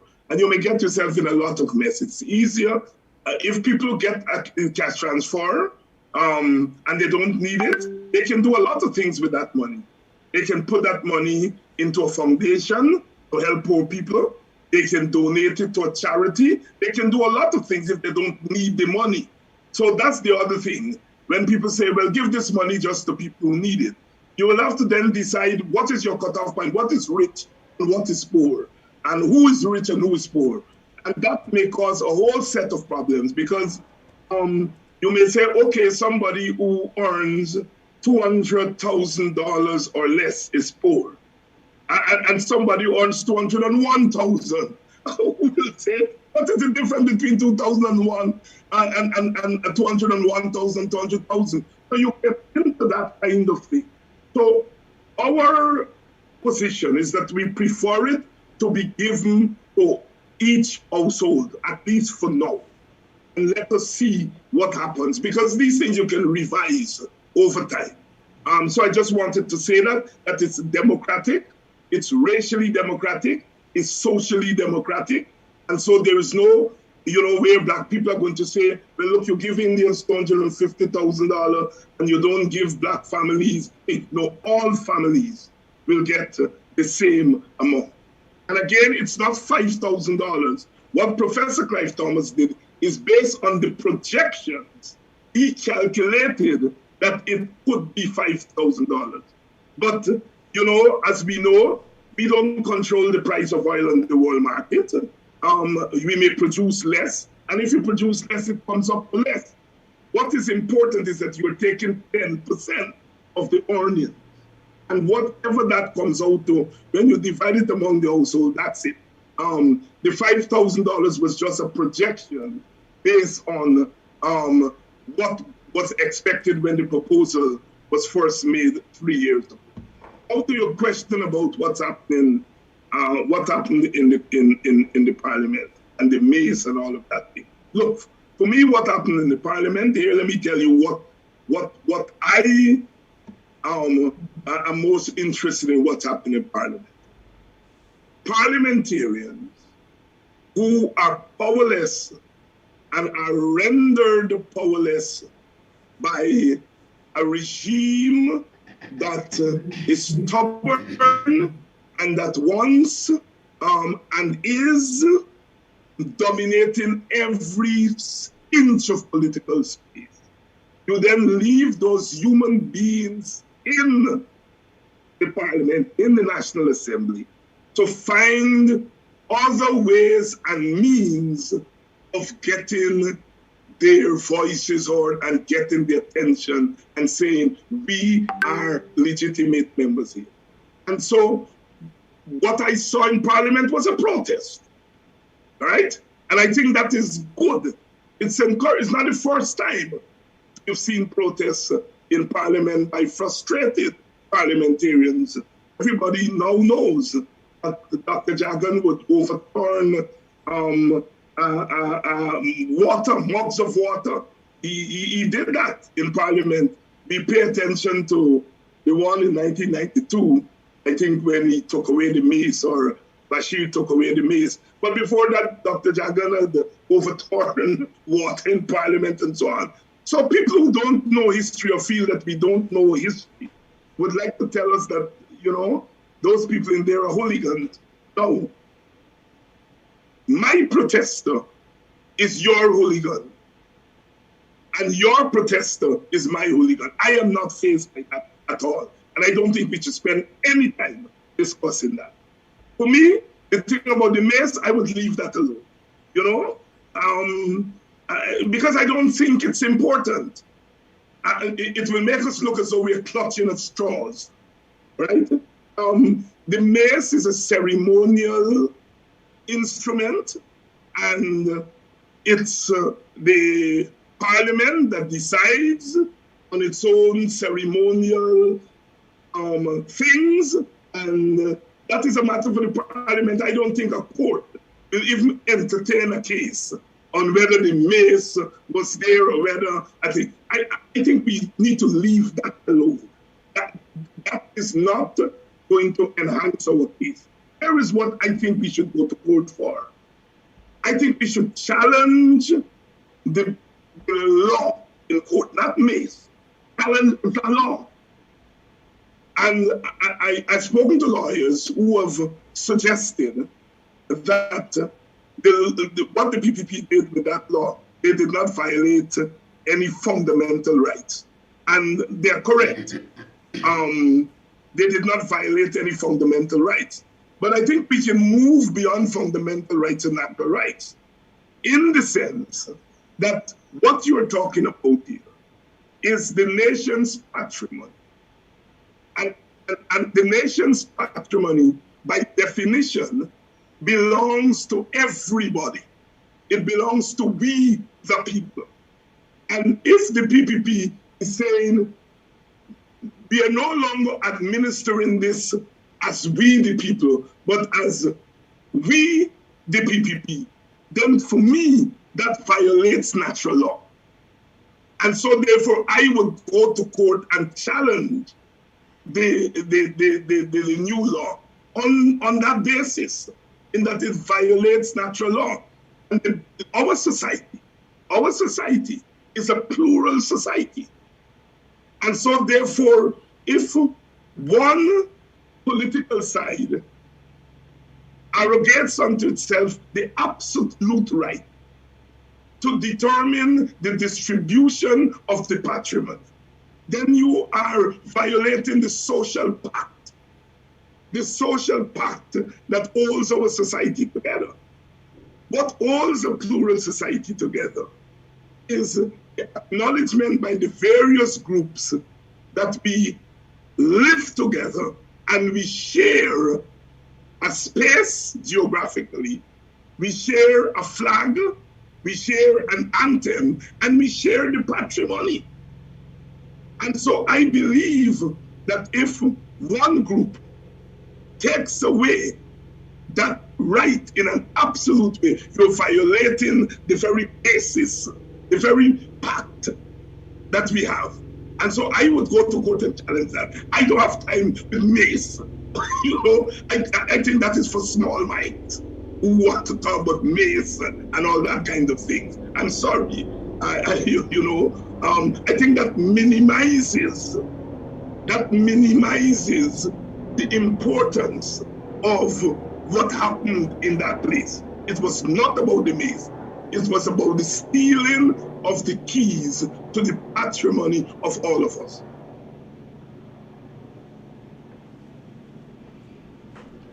And so how do we counter that? How do we protect this money? How do we demand that it's be used fairly? The PPP has broken up the oversight committee, and they're basically oversighting themselves. And your question is? How does civil society, politicians including, hold the PPP accountable in the management of this money, now that they have passed this law, which you think should be challenged in court? I hear your question, and perhaps you're asking me to say what one thing they can do, or two things they can do, or three things they can do. Look, people are oversighting governments all the time. Sometimes it's obvious, sometimes it's not obvious. Sometimes it's passive resistance, sometimes it's active resistance, right? And it is not for me or for anybody to make prescriptions at this point. We just have to do the work that we need to do as political people and the work that we have been doing.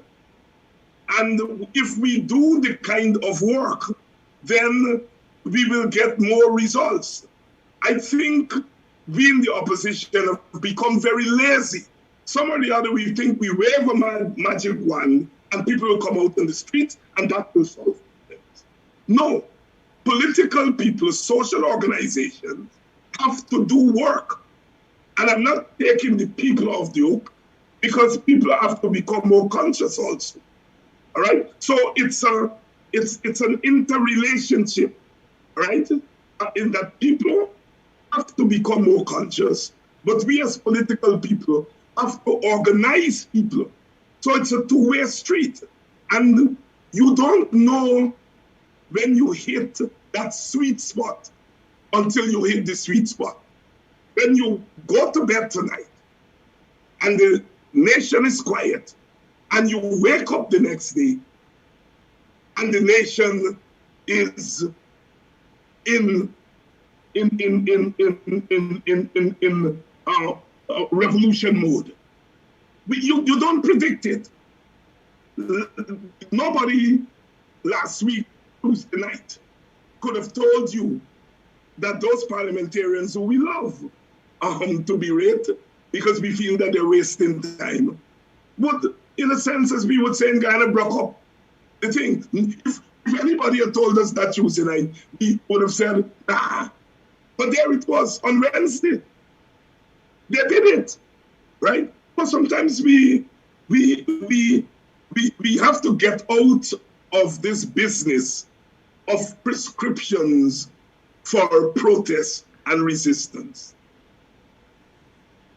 Thank you. It's now 3 minutes to the 8 o'clock hour, close to the time when we open up the line. Is there anything you want us to address before we move forward? Not really. All right. So it's now 2 minutes to the 8 o'clock hour. The lines are open. 6225933 is the number to call. Call and let's talk the thing. You hear the range of issues which we discussed this morning. Let me remind you that Dr. Hinds has Politics 101 this evening. And as they say, it's a power team that you have there. I've been seeing the comments on the poster.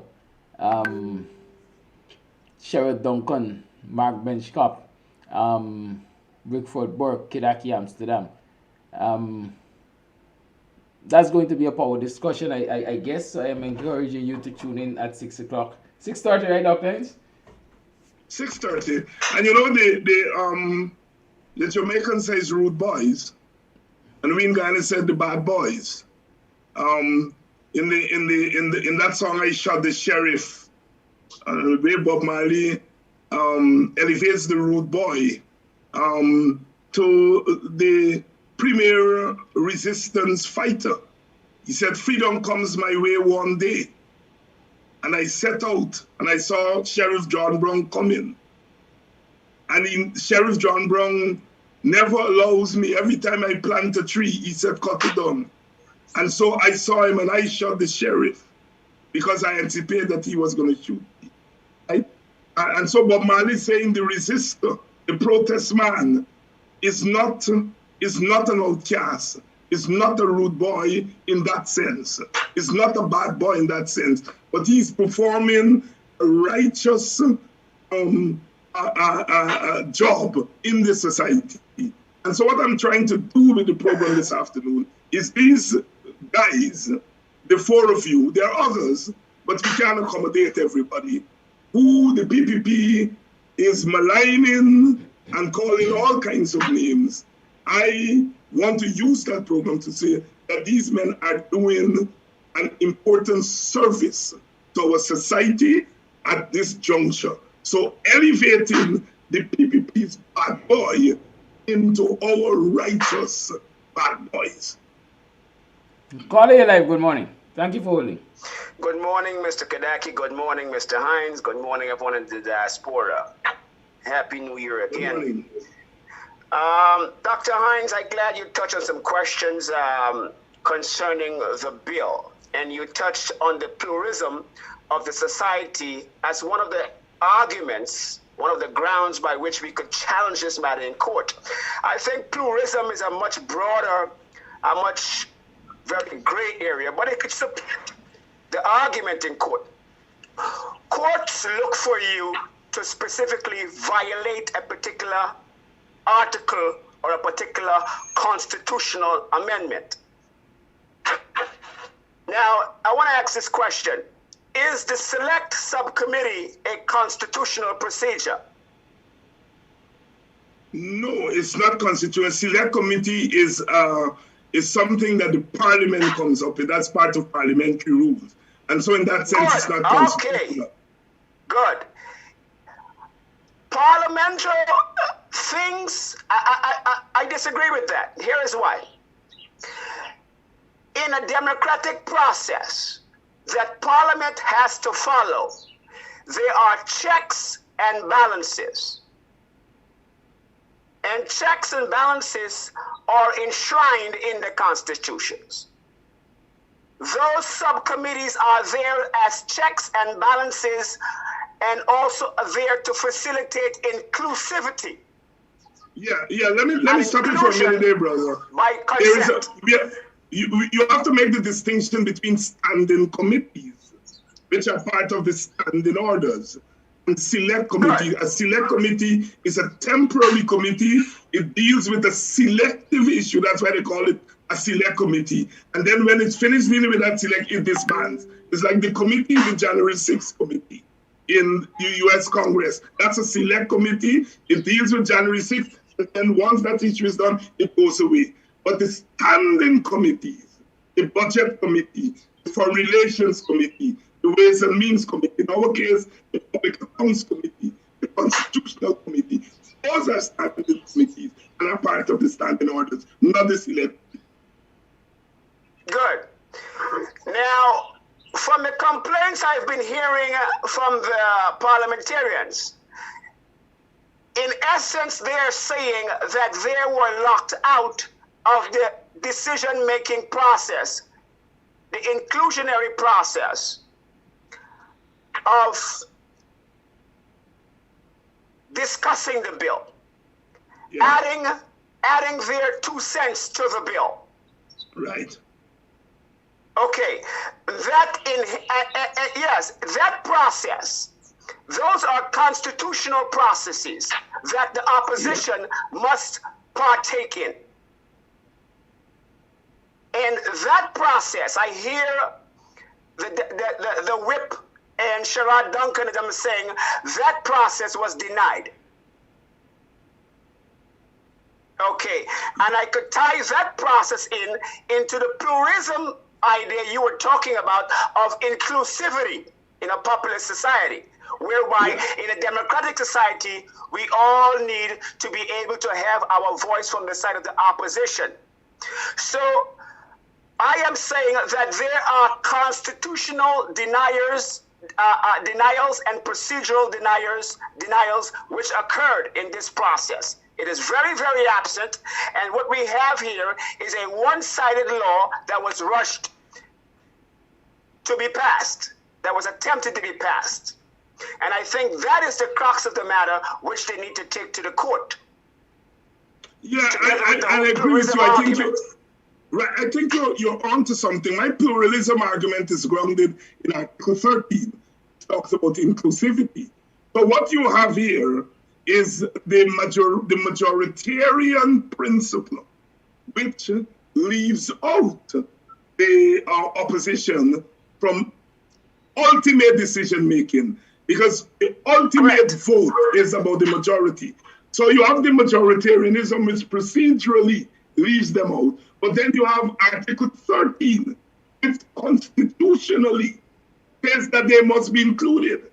Right? So you have a tension. You have a tension there between the majoritarian principle, which I call formal democracy, and Article 13, which I call substantive democracy. And you go to the court, and the court forced the court to pronounce on that. Where there's a clash in the Constitution, where there's a clash in the reading of the Constitution, the court has to make a decision. I'm saying there's a clash, and I think that's what you're saying. Yes, sir. That's what the point I raised yesterday. I was a bit vague about it. Thank you for bringing more clarity to it. Exactly. I think Roysdale Ford. Now, Mr. Trotman, who is a constitutional lawyer, I would like for him to speak to the issue, Mr. Raphael Trotman. Let me move on very quickly, please. On Mr. Trotman. I think he has a lot to bring to that issue as well, if he's listening. Now, my third issue has to do with the question, who are the international creditors who have given Guyana accreditation in the past? I raised that question because I want us to ascertain who those creditors have been and who the creditors may now be, who they are lobbying, because I heard Jack Deal lobbying for accreditation some months ago. Now, Guyanese and letter writers overseas need to understand that when you go to accreditors to accredit a country in the central banks, etc., if Guyana is a risky environment, and if Guyana is pontificating that she has the wherewithal and the support of the law, whereby she could come and ask for credit based upon these oil reserves. But if she doesn't have it, if the law or the authority is questionable, then these accreditors are not going to take that risk, R-I-S-K, risk. And we need to play that up, because this is not we are not making up a story here. There is a serious discontention or contention as to the wherewithal, the validity and the legitimacy of this supposed law, which was supposed to be passed days ago. As far as I'm concerned, legitimately, it's null and void. But that's a question for the courts. And that is why you're seeing they're rushing so quickly to assent to the law. And this is why they're rushing so quickly to take out all of the money in one stroke, the zero balance. They're not going to take 2 and 3 goes. They're going to take it all out at one time, just in case the court stops them. Roysdale Ford and Raphael Trackman should have went to the court already with an injunction. And this is where I see these gentlemen as being very suspicious. I don't know how competent lawyers can be so lackadaisical and have not reached to the court yet with an injunction on this matter. But if you notice, they were busy running to the courts during the political impasse. The PPP already went to court quickly with Mingo. They didn't waste any time with Mingo, did they? But for some reason, it seems as though the coalition is complicit. I wonder, why are they so tardy with getting to the courts on this matter? This should have been going to the courts as soon as they came out of Parliament. Now, there's an issue which troubles me as an observer and a conscientious Guyanese. I saw James Bond the other day walking through Melanie and mentioning words like clay brick and Melanie and calling PNC's names and regurgitating a lot of PNC history. He was even talking to some people who voted for Aubrey Norton. He called Aubrey Norton names at least a few times. And then he, in that same sweep, he started to call the names of T. Mohammeds and these big private sector moguls. And he was making a sort of a campaign advertisement for these private sector people in Melanie, in the same breath and conversation that he was talking PNCs with PNC voters. So I'm wondering if he's subtly saying, because he kept mentioning Muhammad and how Muhammad is giving these pampers, these hampers. Then he keep mentioning PNC voters, and it's almost as a subtle expectation that black people in Melanie now owe some sort of obligation to the PPP private sector. Now, James Bond, you know, sometimes when you give something, it could look good in the beginning, but the motive behind it is something else. So I don't want to take away unjustly giving hampers, but it seems to be some sort of expectation. Now, the people who were sponsoring these hampers together with James Bond are some big PPP private sector people, the same people that Dr. Hinds said we must undermine. And in the same breath, he's mentioning Aubrey Norton's name and calling on PNC voters. So the whole conversation is like a PNC thing on one side. On the other side is James Bond mentioning PPP private sector agents and supporters like Mohammeds and Razaks and them, etc., giving to the black PNC people. This seems to be like an expectation that maybe we owe them something, some sort of political sympathy. So I just wanted to speak to that. Thank you, caller. Thank you for listening, Kadaki. Thank you for listening, Dr. Hinds. We continue to undermine them. Lines remain on 6225933 is the number to call you. Tune to the Buxtonian Morning Time. Let me see if there are voice notes. Yes, I see one. Please, if you're sending me a private voice note, you need to put a note that it's not for the ear. Good morning, Kadaki. How are you doing? I have a couple questions. The first one is I haven't heard anything from Mr. Jordan ever since his encounter with Run on the line, opposition. please. So I would like to know if Run the whole line, he please. wants to expound on what happened with him, how he's moving forward, or is he ever coming back on his show? So Run on the that line, is please. my interest, one of my interests.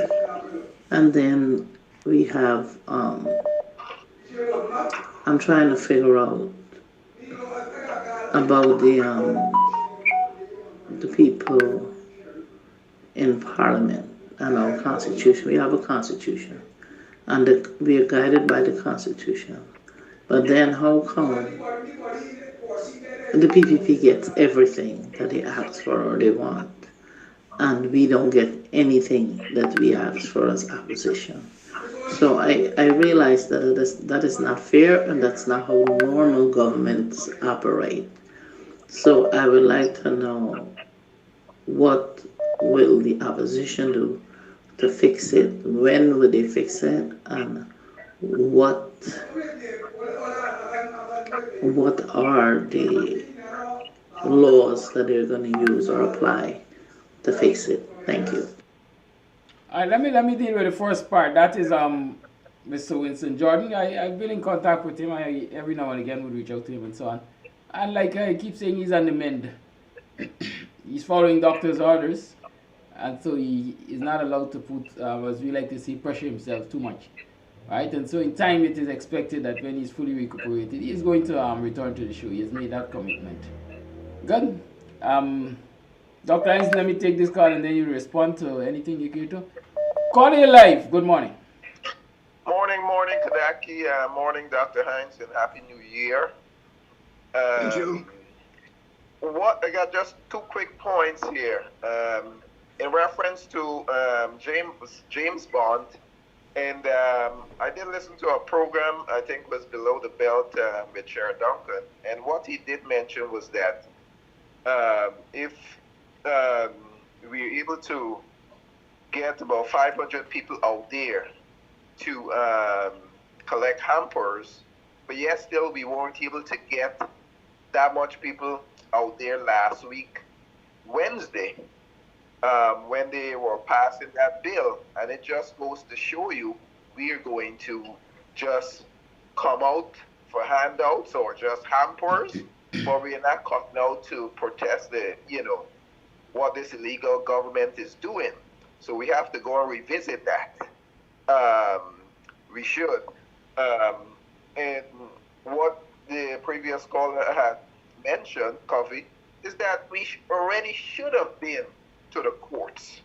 And I hope they are going to do it and not just sit down on it. And again, we always playing catch up.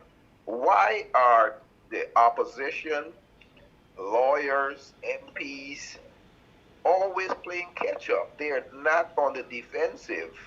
And we cannot start out this year doing the same old thing. So, Mr. Dr. Hinds, if you have any sway, when you do talk to Mr. Norton, that is a point that we should raise, that we need to be on the offensive at all times. And that's my take. Thank you, caller. Dr. Hinds. Yeah, no, both this call and the other caller made that point. And I think what is lacking, and what I think Aubrey is beginning to deal with, is the question of what's your larger vision. And if your larger vision is to bring about fundamental transformation in the society, then you organize your party and your organizations to achieve that end. We need a legal team. We need a team of legal scholars. Not all lawyers are legal scholars, right? We need a team of legal scholars that are not just there to wait until a law is passed, but to study the law and to make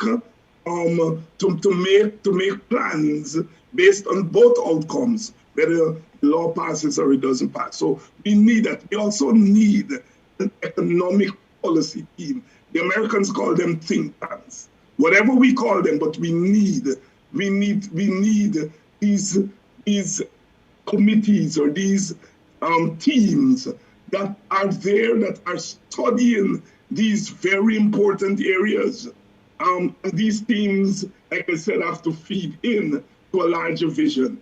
I think Aubrey is beginning to think in that direction, but like I said at the beginning of the show,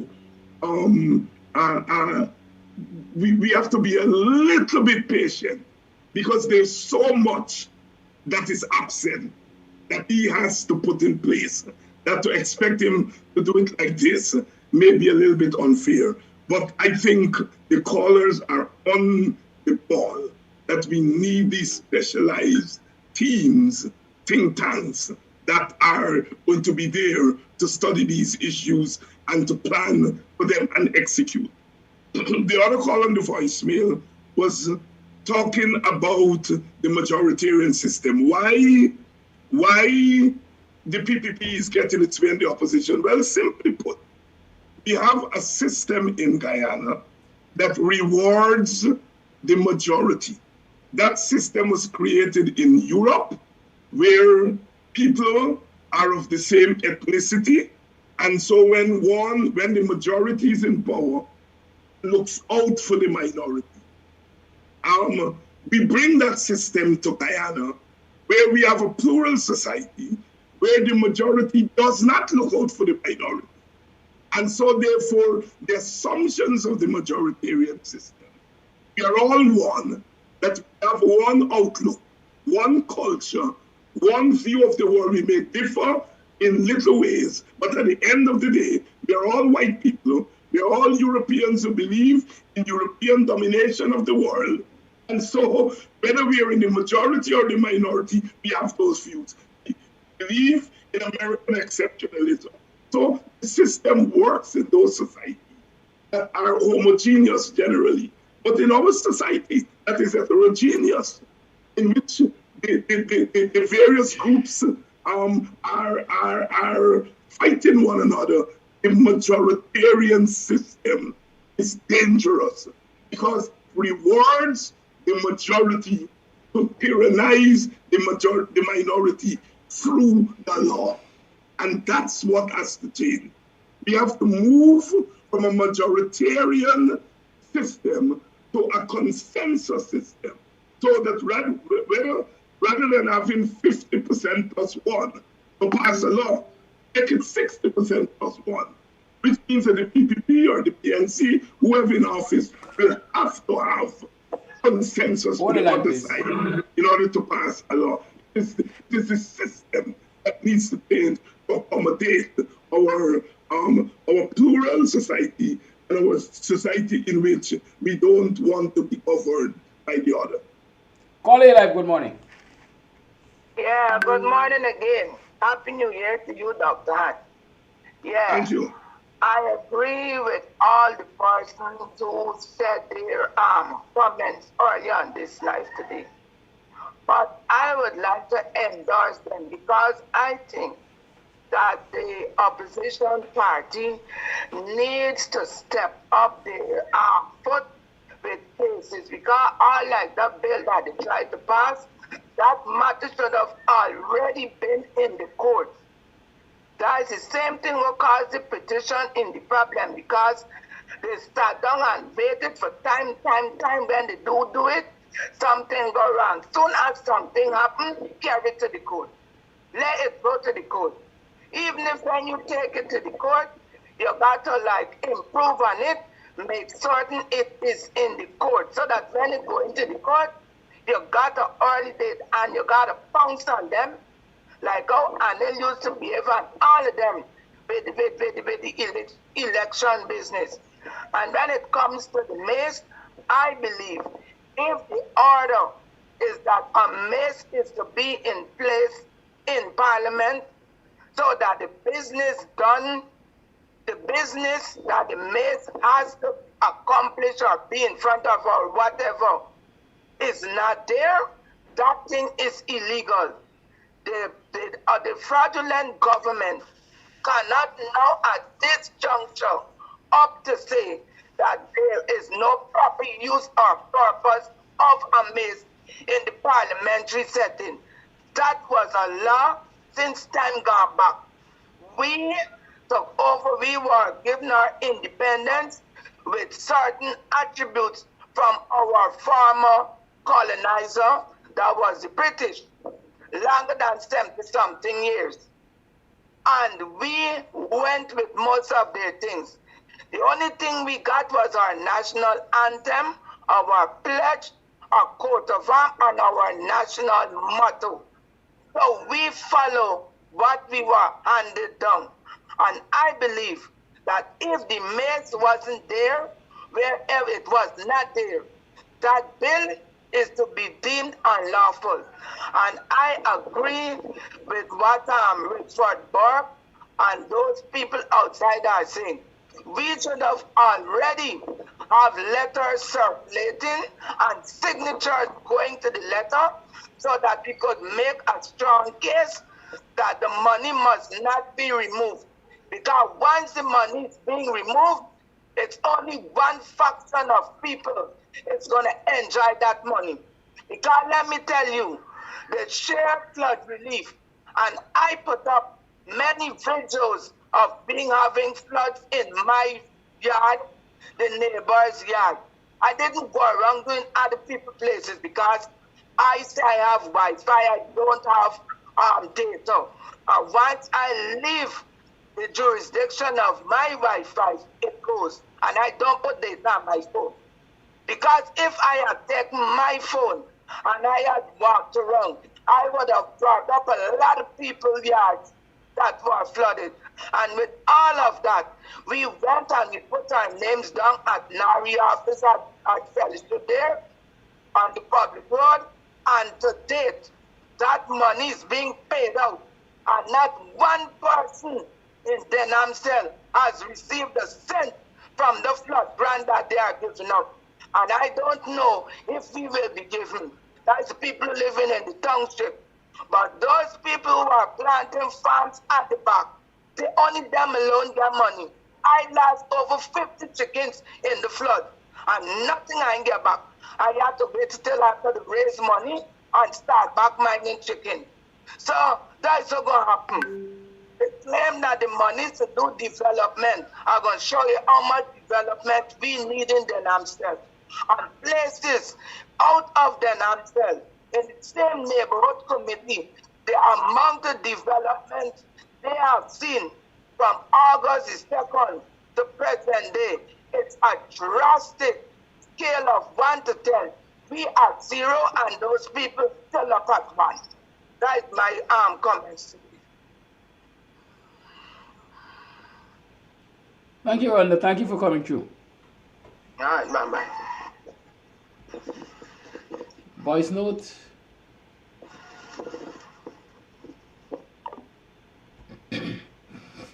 Voice note. Morning, Kadaki. Morning, Dr. Hinds. The caller preempted me on the James Bond issue. Let me start with this. Just the mere fact of the picture, it displays a serious level of inferiority of him holding that umbrella covering that fella. You could leave that fella with his money and take away the people from around him. He is nothing when that happens. Leave him with his millions, billions, or whatever. Leave him with his cars, everything, his mansion. But take away the people from around him. He is nothing. To the other point, everyone is praising James Bond and what he's doing with the fella, blah, blah, blah, etc., etc., etc. What these people don't understand is the bigger picture. Right? They don't understand the bigger motive behind these people's move. But our people are so gullible, so craven, and as the people say, hungry belly, we forget. We forget the bigger picture. We forget that. And this is serious. Where are these strong black men in our community, like you, Dr. Hinds, etc.? These big, strong men, where are they? This fella's supposed to be, and I'm saying supposed to be intelligent. He's just maybe book smart, but he ain't street smart. You know, one like Harriet Tubman would have taken care of him a long time ago. Where are our Harriet Tubmans to take care of people like him? He is nothing more than a disgrace. James Bond is a disgrace to us, black people. Let's just forget about him. Push him in a corner too. Caller, you there? Is the caller there or gone? The caller's left. I wanted to ask if the picture was the other way around. If the picture were the other way around. If the Mohammed guy was holding the umbrella and James under it. Dr. Hinds, you want to respond to anything, sir? No, I prefer the caller to express their views on these matters. You know, I don't like, as you know, Kedaki, I deal with issues and I don't deal with personalities. I try to keep away from that. But I will say this. What these last few months have shown is that the crisis of identity in the black community needs addressing urgently. We need more voices to begin to talk about black empowerment, about blackness.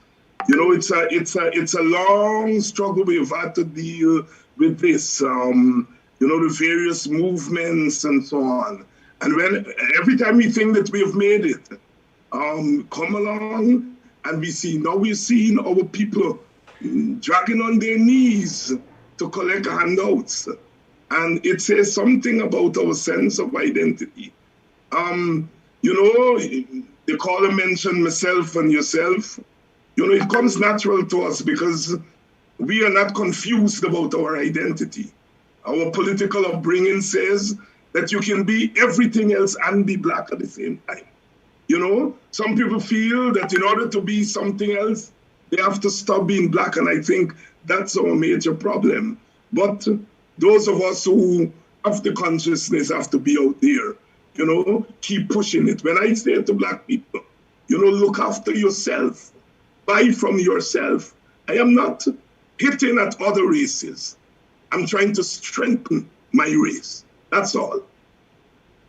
Thank you. Caller, you're on the line. Good morning. Caller there?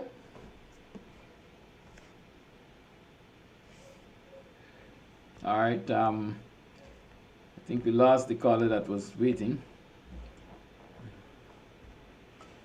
Oh, boy.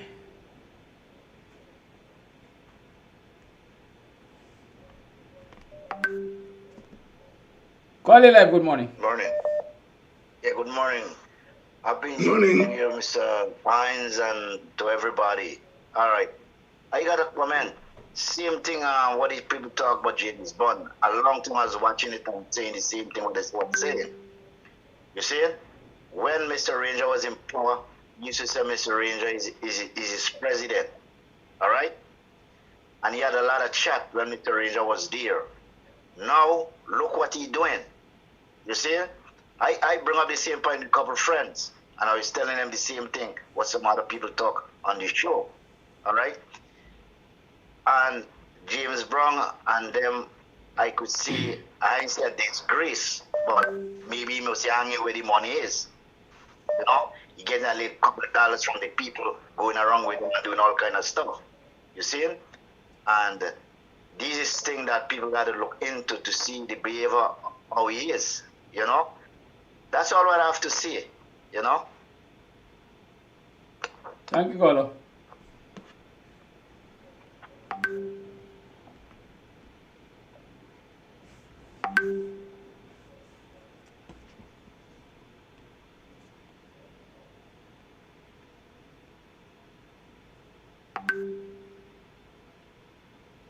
Okay, the lines remain open. 6225933 is the number to call. Call and let's talk the thing. You know, that James Bond issue. As they say, the optics is everything. I wasn't there. Most of us saw the photo. But the question many might ask is, what went on before the photo? What I was concerned about is, in my mind, I think the PNC's, if I say infrastructure, is what was used to organize the people um, for this gathering for distribution of hampers. Obviously, in my mind, if I can call it a picture opportunity, a photo opportunity for people who are no doubt in the PPP scam. Those who would have seen the video, I don't know if you listened keenly, but I was particularly aggravated by the voice of the critic in the background. What I heard the critic saying is what aggravated me basically is, wow, oh my God, wow, oh my God, look at this. One just needs to use his or her imagination to fill in the blanks in the statement, knowing who the critic is and where he stands in terms of his description of black people. Right? I think it's poor choice. I don't know. Many would argue that James Bond was just collaborating with people who have the resources to help out those who he thinks are in need. But like I say, the optics mean everything. Call Live, good morning. Call Live, good morning. Hi, good morning, Kudaki. Good morning, Dr. My contention is that a man could make whatever friends he wants, right? Keep whatever friends he wants. But at the end of the day, right, what the people is looking at is that the type of friends and, what he's doing, right? But he could make whatever friends he wants because he's a businessman. He could do whatever he wants. But back into the party, he has to be monitored closely because you never know what these guys are up to. Because we would sell our soul just a pittance or a dollar, right? So I don't concern what he's doing, right? I don't have a problem with what he's doing. But he, in time to come, he would look back at the same picture or the same video and say, know something? Why was I doing this? I'm supposed to be bigger than this. I'm supposed to be a person of my own caliber, right?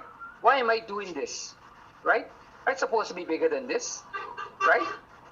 So he has to know what he's doing that for and what his personal gains are, right? So we shouldn't really have a problem with that. But as I said, that if he comes around the party, he has to be monitored closely, right? He has to be monitored closely. So he probably would look back in the archives and says, okay, this is what I'm doing here. I don't think I should have done this, right? This is not in keeping with my party standards and so forth because, my people do not support this. So that's my take on it. Thank you very much.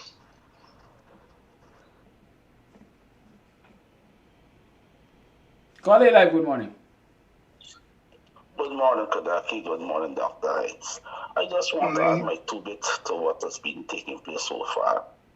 Now, as far as I'm concerned, what James Bond has done or is doing is the same thing with the businessmen of old did. Cayman Sanka, Maserati, Bihari. They make contribution to the PNC while they are heavily favored to the PPP. What happened there is that James Bond is a businessman and he is looking in the direction where the dollar flows. He always makes statement that the Mohammeds made contribution to the PNC party and he was the legal counsel for them and all of that. We know Mohammed would do what appears to be something good because they have the wherewithal. And I'm saying, Ali and Jagdeo, they are part of that schism that Mohammed has embarked upon, especially in the black neighborhoods there. But at the end of the day, Mohammed's biases are with the PPP.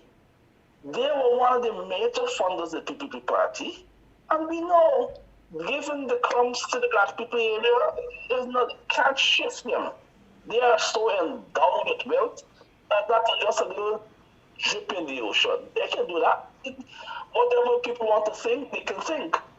But at the end of the day, they are making inroads into the black neighborhoods, and those are the people we have to be concerned about because it will not create a different mindset.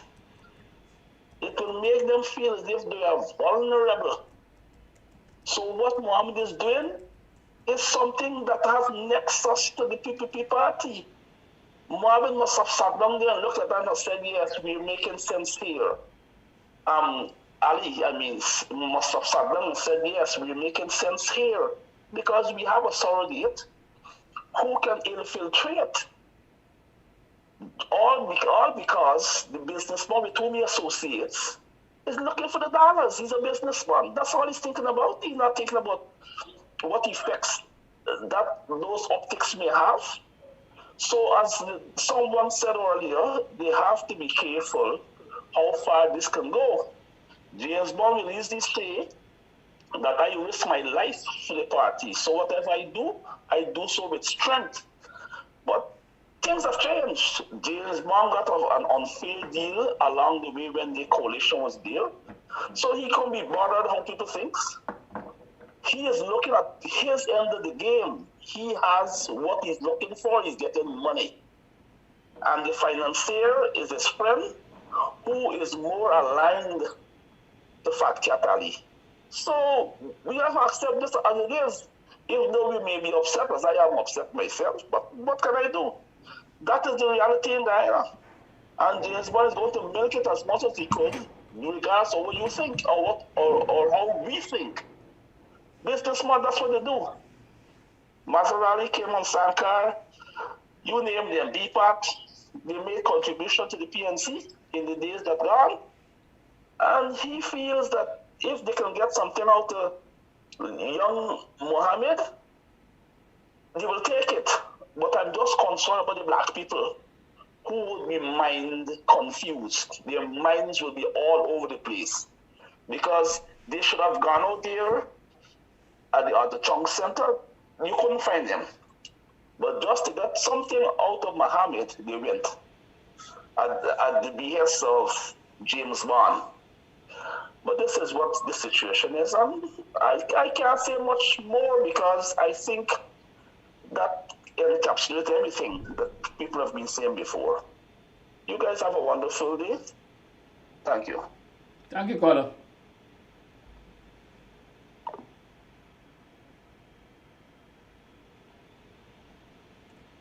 It's now 8 hours 43. And you're tuned to the Buxtonian Morning Time. The lines remain open. 622-5933 is the number to call. Remember, we're talking about several things. We're talking about the oil economy. We're talking about the Buxton proposal, discriminatory practices, good governance, politics makes strange bedfellows, and so on. Voice note. Good morning, fellas. We must crawl on our knees if we don't have anything. We didn't listen to Barnum. We migrate, and the people who are in America, they're talking a lot of nonsense. They don't have nothing to help the people down here. It's that simple. The Indian people is the capitalists. No disrespect. As the Crawford, as the black man, consider the black man, the Portuguese. We become peasants after independence, after colonial, we become peasants. We went to the public service and we worked. Guyana is a different place now. The people need to get out of public service and go into private thing to look for make money. Public service, you don't make money. Mr. Hinds, you know that you're living in America, you know that. A police started $35,000, take you 10 years, 15 years, 20 years before you make a $50,000, $60,000 salary, and you gotta get one set of strap. Public service, capitalist, not socialist. That's my take. We didn't listen to Barnum. We migrate. We in America, we old. We ain't got money. A lot of them, they live in, 3-4 of them living in a 2-bedroom apartment and a 1-bedroom apartment and talking nonsense about Guyana. Bork talking about Biden. Biden can't even, look at Biden ratings in America. Biden can't do nothing. He's a lame duck president. He's not respected. He can't remember his name. The media around the world saying that they're abusing the man. He can't even read the teleprompter. Relax yourself. Watch November come and see what happen. They're going to lose the House and the Senate. Stop talking about blackness and the man with the umbrella. The man is your friend. And we keep talking about blackness all the time. We ain't talking about Guyanese. Blackness. God bless we with that nonsense. Thank you, caller. Caller live, good morning. Good morning and Happy New Year to all of you. As a woman from the East Coast, I would normally go around and do philanthropy work. And our people are not susceptible to our movement as black people. But when the Indians, and I'm not being racist, but when the Indians with the money get into the communities, we tend to gravitate more to them, forgetting that we as a people, we would have had to labor, our parents had to labor heavily, and we would have seen what they would have done. And they took little and they made it something, and they would have turned that. The little that they would have had, they would have been able to give others in the community. And you know what? Today, our people would have lost touch of what reality is. So when the James Bond moves into the communities, it's good because it's his friend. And he moved into the community with his people to distribute their stuff. I'm asking the question, where are the leaders of the communities that James Bond could have tapped into the leaders of those communities and said, listen, these people are coming and I want you to identify these people and come out COVID time. And look how they just warm the place. When it comes to Haslington, I did not know what was happening. Somebody would have sent it. We don't do those things on the East Coast like that. So, although James Bond did a good job, it wasn't done properly. And we have to remember that we are living in a very polarized society, and we have to be careful. And I think James Bond needs to respect the leaders of every community. I don't care who he carries into the community, but reach out to the leaders of the communities and let us know what he is doing so that we can come on board with you if you want that. Because we are poor, you're not poor. We may not have millions. Muhammad gave his daughter $1 million when she passed to go to QC. Did he take $1 million and buy books and distribute it to the communities to help to build the communities? They don't want biscuits. They don't want crackers. They want books. They want resources. They want tablets. They want things. Did you give them money to say, okay, let us help to create some internet hubs in the communities? Do those things. We don't want any more hampers. We don't need any more hampers. Thank you. Thank you, caller. Dr. Hinds, anything you want to respond to? No. I'm listening to all the viewpoints. Good. It's now 8 hours 46. We have 40 minutes to program time. Let me remind you, the program comes to you with the kind compliments of Kidam's Hideout Fish Shop Bar grill located at Sideline Dam, Buxton North. You can come down and you can lend us your support, get a cold one, get some finger foods, relax if you care to.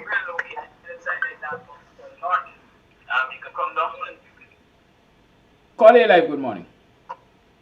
Good morning, Kadaki. Kadaki, good morning, Dr. Hinds. Good morning, sister. All right. Listen, I am not knocking Mr. Bond because in this type of this world, everybody have different friends. And this is what he chooses to do with his friends. That is all right. But there's so much other people could have gone out there and do different other things. If you want, because like take for instance, Kadaki lived there up Kadaki Road.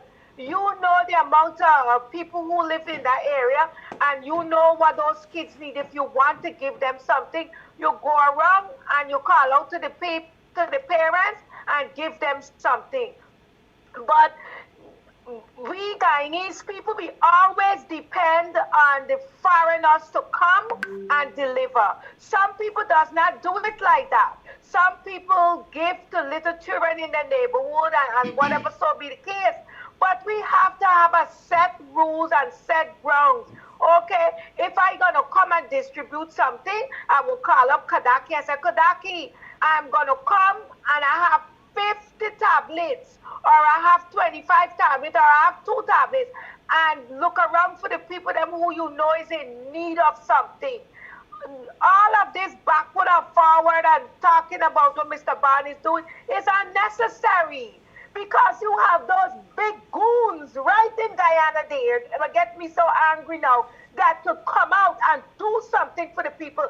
And when someone come and do something, then they have a lot of talks. And it's only covetous, greed, and hate. That's what's going on there. Then I see the bigger picture. You got to be humble, creep and crawl before you walk.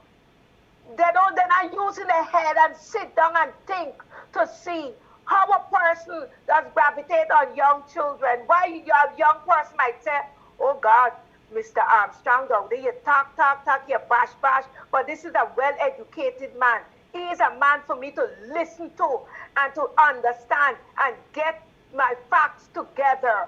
But instead of that, no. Don't argue with what the man doing. You can get up this morning and look around, and I sure people that right there that need sugar, need flour. Then I got tea for drink this morning.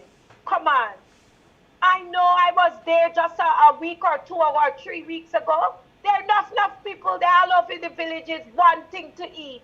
Then I have it, but I don't go and tell certain people because once you tell them, they got with the people name all over the place talking, oh, they got nothing to eat. You have to educate people, put it on them, licks it in the head. Education. If I help people go to take a class in certain things where they don't know, come on. Stop arguing with the man, and let the man do what he got to do, yeah? Because it's the same thing when we go home there, we give them things. One person wants everything. No, that cannot happen. There was one child when I went to Guyana, was about 4 years ago. I had a box with clothes and I let them come upstairs and take the clothes. And one young man said to me, Auntie, can I have this? I said, yes. Then I said, go continue, take more. He said, Auntie, no, I'm going to leave back for some people. When that child said that to me, even so the tears run down my eyes. Because in that box, he knew what type of clothes was in the box, but the rest of them did not know. And I told them to take it. They didn't know. So it's educate. We got to educate them because they did not know of certain things.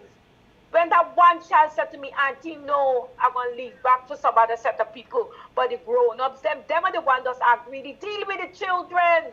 The children, them is important because them is our future for tomorrow. Educate them. That's what I need, education. When you come and you sit around with a lot of them and you hear them talk, it just tears run down your eyes to know that we have a country so segregated. All they want is for themselves. Kadaki and Dr. Hinds, you guys, you're trying your utmost best, but But I'm telling you, covetous and greed is a bad thing. That will kill all of us, and that will gonna make this country separate because covetous and greed is the biggest thing in Guyana. Don't worry. Family, friends, and everybody is share greed just for themselves. And you guys are doing a great work. So continue. Thank you, caller. Caller, you live, good morning. Caller, you live, good morning. Good morning. You need to turn the device down you're listening to. Yeah, that's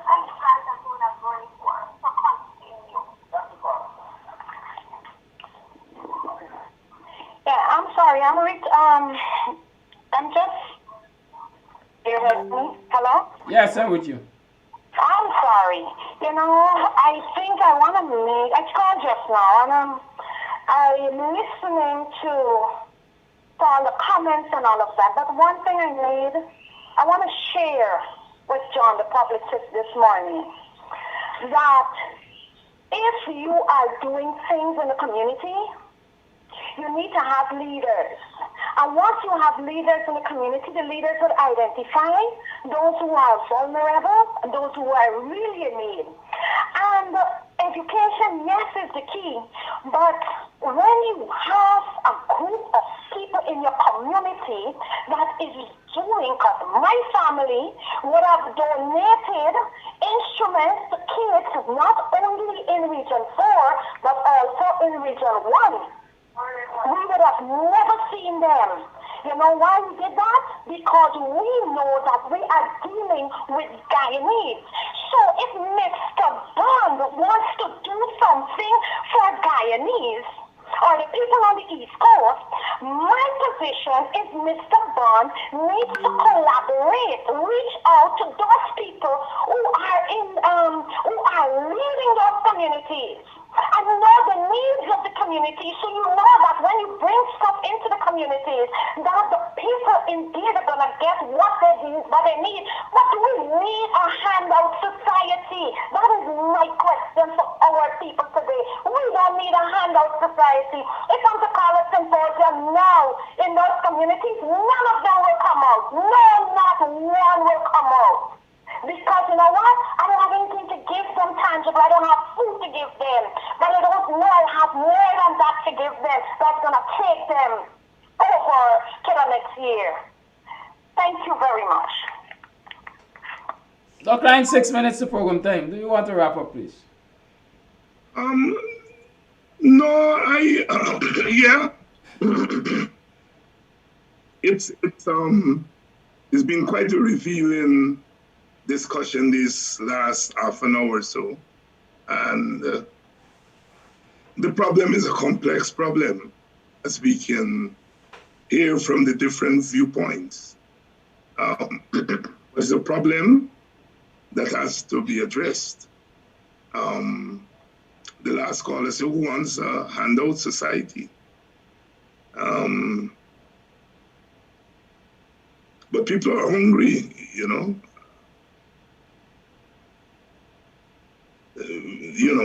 I mean, that's a reality. And so it's not an easy problem. It's not an easy problem, you know. It's not an easy problem. It pains one to see our people grovel. It pains to see our people grovel. But at the end of the day, we have to solve it. You know, we have to. The more people are empowered out of poverty, the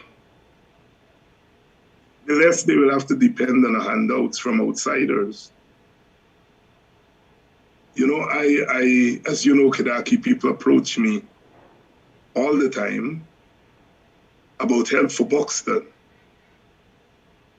And as you know, I'm selective about who I take help from and what help I take for the village.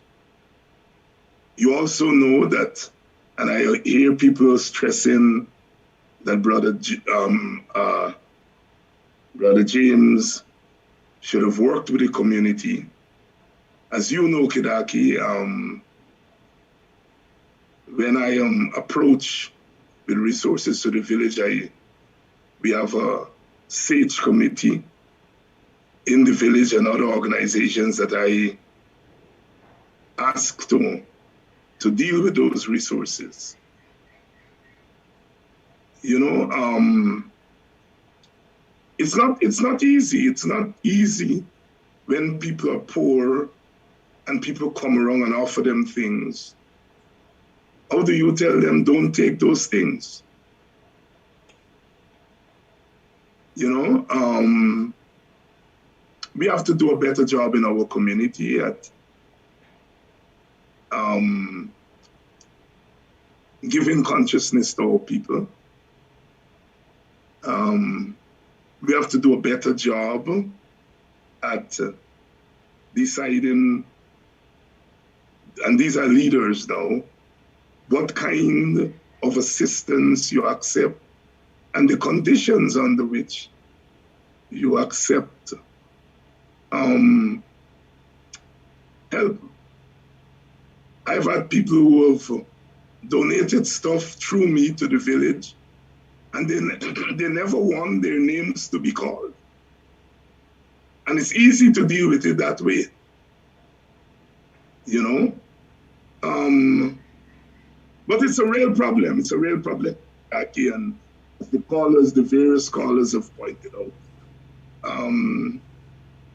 It's not easy, but we have to do work in our communities. We have to work with our people. The other communities have their own problems, but you're less likely to see a Black entrepreneur go in and give handouts to an Indian community. There's almost an unwritten law against that. That's the frank, and that's why you don't see it. Quite apart from the fact that they have, but not all Indian communities have. But it's almost an unwritten law that a Black man don't come in our community and give it a handout. I know that community will feel very insulted by that. And that is why it doesn't happen. Amerindian communities and Black communities seem to be sitting ducks for that kind of thing. And like I said, it's complex. There are different viewpoints on how you deal with it. And I don't want to pinpoint. Like I said, I am in Brother James' position often where things have been offered to the village through me. But perhaps, people tend to talk to me more about education and projects and so on, rather than hampers. Nobody has asked me to facilitate sharing hampers in Buxton, thank God. Perhaps because they may think that that's not my thing. So nobody approaches me with that kind of thing. But like I said, it's something that we have to work on, because the optics are not good to watch Black people fall in heels over heads for these hampers. It plays into the stereotype of what we are. There got to be a different way of doing it. And the callers have suggested ways, work with the community, etc., etc. We can't have that. It's not good for us. It's not good for us. It's not good for us at all. And it brings back all those old memories. And one caller talk about the game plan of the PPP. And I have to admit that part of the game plan is that to subdue black people and turn them into mendicants. And create a sense of alienation in the community. But something that those of us who call ourselves leaders have to grapple with. It's becoming a problem. And there's no one person to be blamed or one thing to be blamed. It's the way in which our society has developed and the way in which, as political leaders, we have embraced one approach and not understanding that we have to have several approaches.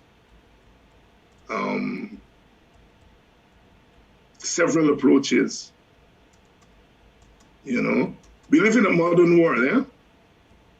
We live in a modern world. Governments are elected by their bases, and they're now learning that you have to look after your base.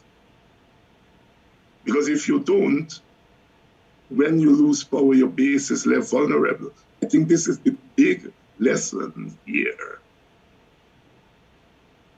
Big lesson here. I don't want to be knocking the leaders of our government for 5 years. God knows that in many regards they tried. But something has to be wrong when you leave power in the next year. Your people are scrunting for hampers.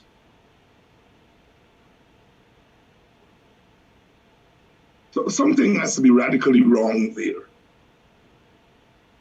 So we have to get with where the modern world is, and that is find ways and means to deal with the chronic problems in your base without discriminating against other groups. And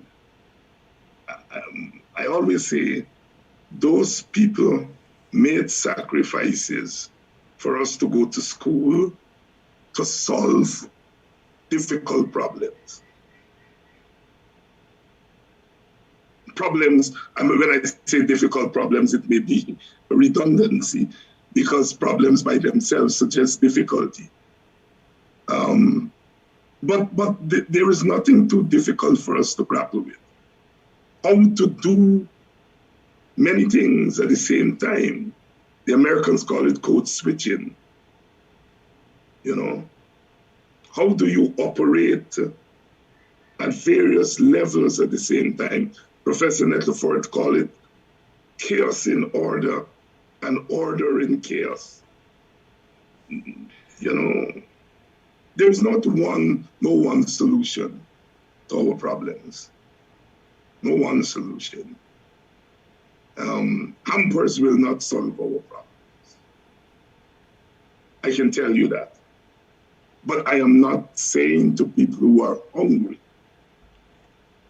that you mustn't take hampers if people giving you. I can't do that.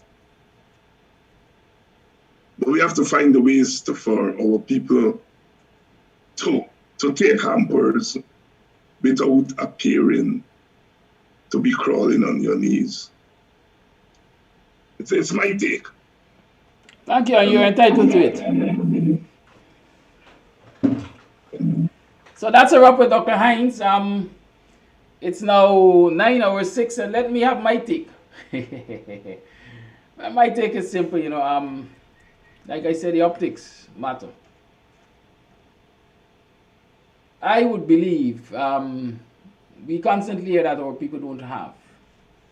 And we constantly hear the hungry belly black man. But what I know our people have is pride.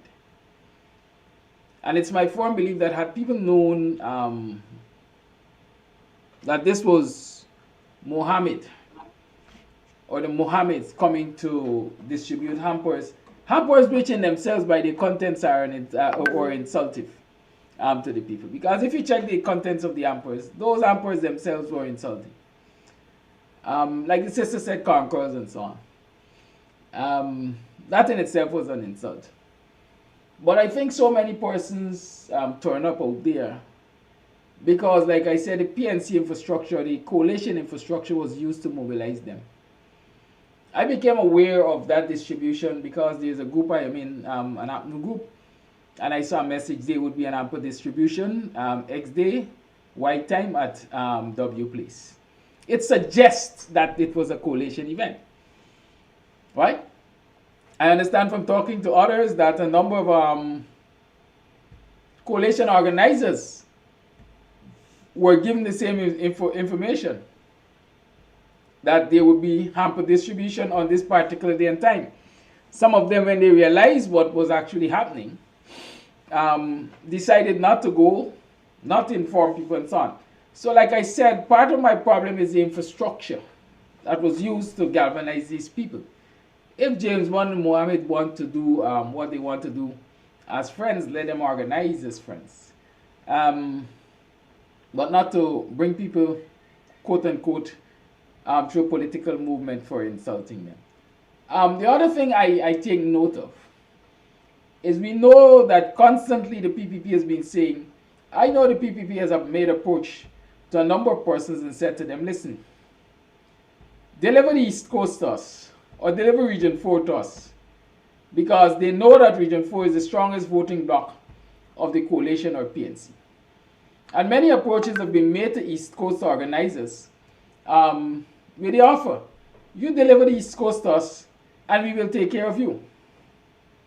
The question is, has James Bond fallen prey to that kind of offer?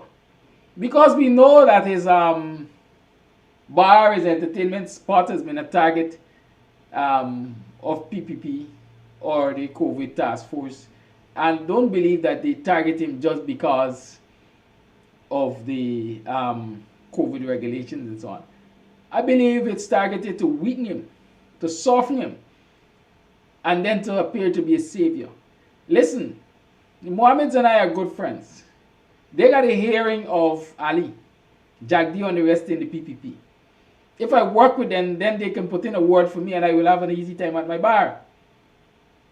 And so the question is James Bond using his popularity among black folks through the PPP, through the PNC, APNU coalition, to fulfill his own personal aggrandizement? Those are some of the questions that we need to ask. I don't have a problem with James Bond, I'll tell you quite frankly. When I look at the picture, I laugh. Right? I say, here it is, I am analyzing a man who drives a well, I was in my room and I was talking with someone. I say, here it is, I'm analyzing a man who drives a Range Rover from my room. Right?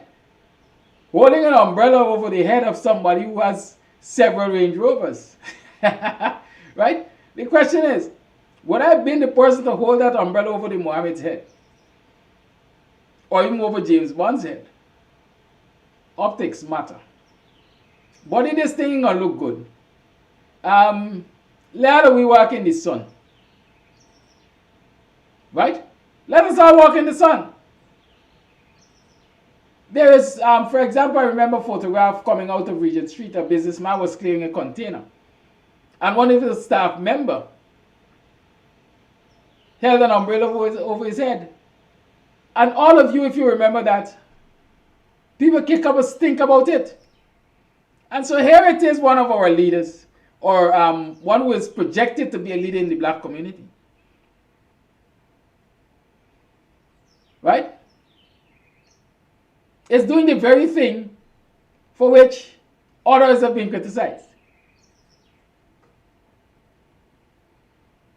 A person I was talking with said, Kiraki, James Bond is a businessman. James Bond is doing what he needs to do to ensure that his bar remains open and that he makes money.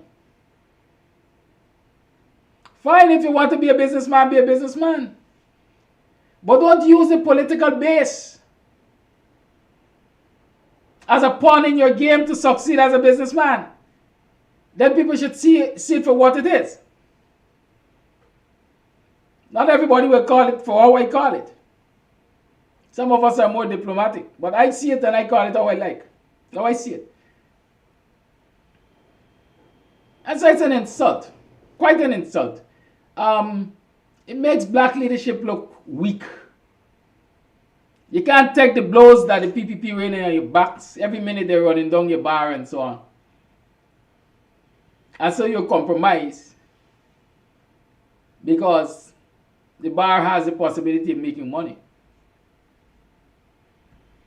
The bar also has the possibility of empowering the people around and in Melanie, because I know for a fact there are lots of small businesses which blossomed around that bar. And so instead of bowing down to the PPP through their surrogates, what you should be doing is mobilizing the community to stand against the oppression that is being meted out to the people of Melanie and yourself every time the COVID force comes in there to stop the bar. That is leadership. Not bringing hundreds of people together to collect some demeaning items from a known surrogate of the PPP. Right? That's my position. And so the question stands, is James being used as a Trojan horse to deliver East Coast to the PPP? Or is just being quote-unquote naive as a businessman looking out for his best interest? You see, the coalition has not given to its supporters hampers, at least not during this period. At least not in those large numbers that I'm aware of. And so when you bring the opponent's representatives to hand out hampers, you're basically saying to them again, your political party representatives have nothing to give you. But quote unquote, the opponents have. And quite frankly, as a human being, if I realize that the opponents have, then I should very well turn and support the opponents because I will get from the opponents. Is that what James Wan is promoting? Yeah, you have to forget about the coalition and PNC because they haven't been able to give you anything. Put your mouth where the soup dropping. Those are questions that we need to ask. Some people believe it is as simple as collecting everything that the PPP has to give as a party, not necessarily as a government, and voting for the coalition. It's not that easy. A mouth is muzzled by the food it eats. Who pays the piper calls the tune. Have a great day. See you all tomorrow. In fact, see you all this evening on Politics 101. And then I'll see you tomorrow for another program of BUXTONIAN Morning Time. Good morning.